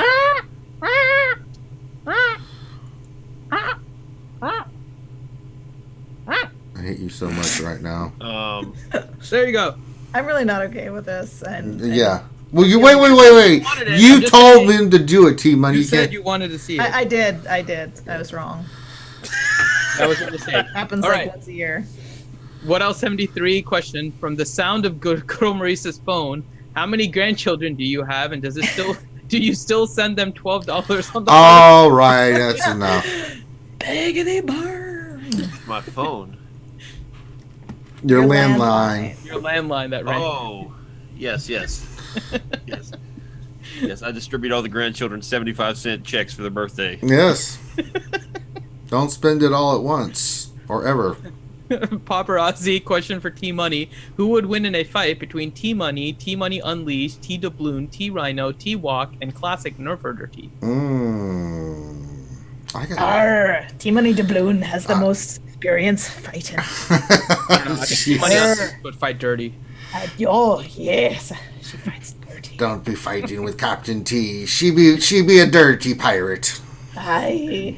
Oh, God. Bite. Let's see. Next question from Durgan. When are they going to make this Darth Hideous more tolerable? That's gonna. It took me a minute. I was like, Darth Hideous. Yeah, no. Who's this Darth Hideous? Is that new? Is that new character? Hideous. I don't know who that is. New phone. Who this? That's all I got for Hideous. All right. Paparazzi question. Rapid fire. Who would you like to join the Jedi Academy? We can go around the table here. Warrior, who would you like to have on Jedi Academy with us? It would be actually fun to have Mobile Gamer or Arnold on this stream. They actually are pretty insightful from time to time, and they're just a hoot. Both of them are fun to hang out with. So we've had Arnold on once, I think, right? We had, yeah, I think about a he year. Popped on kind of randomly once or whatever, but I just rarely get to do videos with them, so it would be one of those things. And I got someone coming in, so I gotta let you guys go. Talk to you later. All right, do your thing, Warrior. We'll pimp your stuff. All right. Traffic is Mike, plain who would you Warrior. like to have? It's got to be Urs. Urs? He's not getting up that early. I'm sorry. Oh, no. Well, it's as early as it is for Warrior. Oh, I know, but Urs is usually those Carillion lights leave a little after effects. Urs knows he's always welcome. T-Money? I don't know. We've been on with Urs. Has Urs been on in the morning? I remember I've been on a Q&A with him. He was very good. He was very professional. I think he's been in the chat a few times. I don't know if we've had him on Jedi Academy. No. With him. Oh no, I think we both jumped on the lunch stream once. Yes. Yeah. Mm-hmm. I don't know. There's so many good smaller YouTubers out there right now. It's kind of exploding, actually. And we have Clash on quite a bit. He's a super knowledgeable guy, and fine. Would love to have him on. I don't know. KP67s. When's the last time we had him on? He's our Empire guy. He's very biased though. He loves his Empire pretty hardcore. He does. All right, good old Maurice. Yeah, Clash would be a good one. Maybe Mandalore. We had him on a couple weeks ago. There's if you guys ever do like a Grand Arena one, maybe reach out to End All Be All. Oh, yeah. He's really good in like the theory crafting department, and very good just piecing stuff together out of what you have. So just somebody that bring a new kind of different opinion. You know what I mean? Just kind of throw all different sorts of ideas around. One person we haven't had in a long time that would be fun to have on is Ramon. The same. He is. Bulldog. Yeah. He's so great with the lore questions. I love listening to him talk about lore. Yeah, let's have Ramon on. I don't know where he hasn't been joining us in Jedi Academy for a while. He's working, yeah, so it's hard for him to get on. Except on the Sunday night streams. Yeah. On the Sunday night streams, it's 12:30. And then Ranger and Ramon have like a loregasm live. Well, I'm not trying to. He just starts it, and then he says something. I'm like, I know, but I mean, he starts it. You see me jump in. I'm like, yeah, well, this is what happened. Then I try to end it, but he's like, oh, thinking of that. Yeah, I was like, oh God, There's no shutting that man down. No, not when it comes to lore. Like, how do we get off topic? What do you mean, Remon? Yeah. All right, let's get to the next question. I can tell you somebody I would like, DB Official. I would love to get him on here. Yes, he'd be great. Yeah. Finn, make it happen. Reach out. So Mike has a better chance because he's English. So Mike, you're English. Bring your English buddy along. Yeah. The other one, Bria said, why didn't anyone say it? I said it, but it might have been lost, was Bulldog. Bulldog would be great. I just think that Bulldog needs some support at the moment regarding what happened. It's still, honestly, I have nothing against him, but I also don't know what to make of the whole situation. There was stuff said, there was stuff that was screenshotted. I mean, I can't make heads or tails of what actually happened. It's just, at this point, it's like, it's just over with. But yeah, I don't know what to make of it. Little things cool off a little bit. I'll give DB a shout, see? Yeah, say, oi! Yeah, it's afternoon's here, so... All right. Grande Verga question. In regards to TB, does Mike Hunt prefer to bang it out on the bottom first and then finish up top? Okay. Nap. I mean... He said in regards to TB. Yeah, that's what he meant. Wink, wink. No, it's like that. No disrespect meant, but... No, none at all. And Mike's not going to take it the wrong way, and he's going to give a professional answer. Yeah. So I go for depression with ships if my HT's been deployed, and then it's all in on the special, and then the cooldown is on all the other missions. Yeah. So it depends where the special is. Okay. Next question. Sometimes Noodle. Sometimes. Yeah. God. I was hoping to stop that one. Oh, Okay. that rides with mouth. Oh, yeah. Let that one in. Let's not delve into. Woodle. Question for Finn. Filthy. This is like I know, right? What the hell? How do you feel about Mark choosing Ewoks over Porgs? I have no issue with it. They can be friends. See, they can be friends. Burn them all! As if Ewoks would eat porgs. We can all be. They would eat porgs. Ewoks will eat anything. All be friends, just like Porg McFatten and. No, Ewoks would eat the hell out of those. Nope. See, look, they're friends. Like, I really want to see the amount of props just surrounding Finity's feet at his chair there. It's horrifying. I don't think they're props. I think they're... Those are friends. Yeah. They're friends. They're real imaginary friends. Porg McFatten causes all kinds of trouble all day. Yeah. Muskins is better, but yeah. All right. Next question from Durgan. Who would you turn down for what on the Separatist team? Okay. Okay, next question. What else 73? Why does Mike still live in the UK and not the US if their ice cream trucks are so bad? Oh my god. I really did gag at that. That ice cream thing really was did. That threw me off. Followed by Dr. Feelgood. When you hear Ice Cream Man, do you think of Eddie Murphy Delirious or Van Halen's Ice Cream Man? Oh, Eddie Murphy. Eddie Murphy. Yeah. It's one of the most famous things ever. Ice cream! And that is it for questions. We got through all the fun questions that were queued up before the thing. So there you go. Alright, so if you're watching this, we are at the end of the Jedi Academy. Make sure you guys give us a thumbs up on the video and subscribe. And do me a favor, guys. These awesome panelists come here to do their stuff, and we're going to let them pimp their channel here in a second. Do me a favor. Go subscribe to the channels, watch the videos, see what you like, see what you don't like, but support them. They take the time out of their own schedule to be here to help you with the game and to help you get better and answer your questions. So show them a little bit love back, So support this channel, support those channels as well, and support all those content and things that they're doing. With that, we're going to let them pimp their stuff. Mike, where can folks check you out at? I've got a YouTube channel. It's Mike Hunt SWGOH. And what is it about my H? H. I love it. Isn't it? H. You're saying it right now, but you said H. Oh, H. Yeah. H. H. Yeah, I don't know. It's there anyway. And I've got quite a lot of GOTB. I uploaded earlier on today my phase 2, so that's got the Acolyte as the finale. I did that, the Vulture Droid reinforcement on the Geo's mission, that's on there. And I'm going to be uploading, I Gear 13'd my Shaq T, and oh my, put Retribution on Galactic Republic and put them against the G88 Grievous squad, and it can be very humorous. So that will be uploaded soon. Yes, pop on by. Thank you for having me. It's great to be back. And then we make sure you check out Jedi Master Dasher channel. Make sure you check out Warrior Presents. He also has his alt account that he runs, Scissorman Warrior. So you check that out. That's his free-to-play account where he's running through the pillar system, and that's always good stuff. So make sure you check out Warrior stuff. T-Money, what's going on over in Operation Metaverse Land?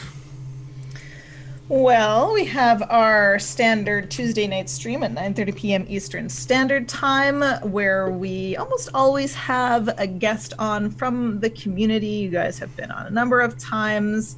Last week we had Clash on and went over all of our favorite. What did we do, Gom? What did we do? Don't even remember. Our top 10. What did we do?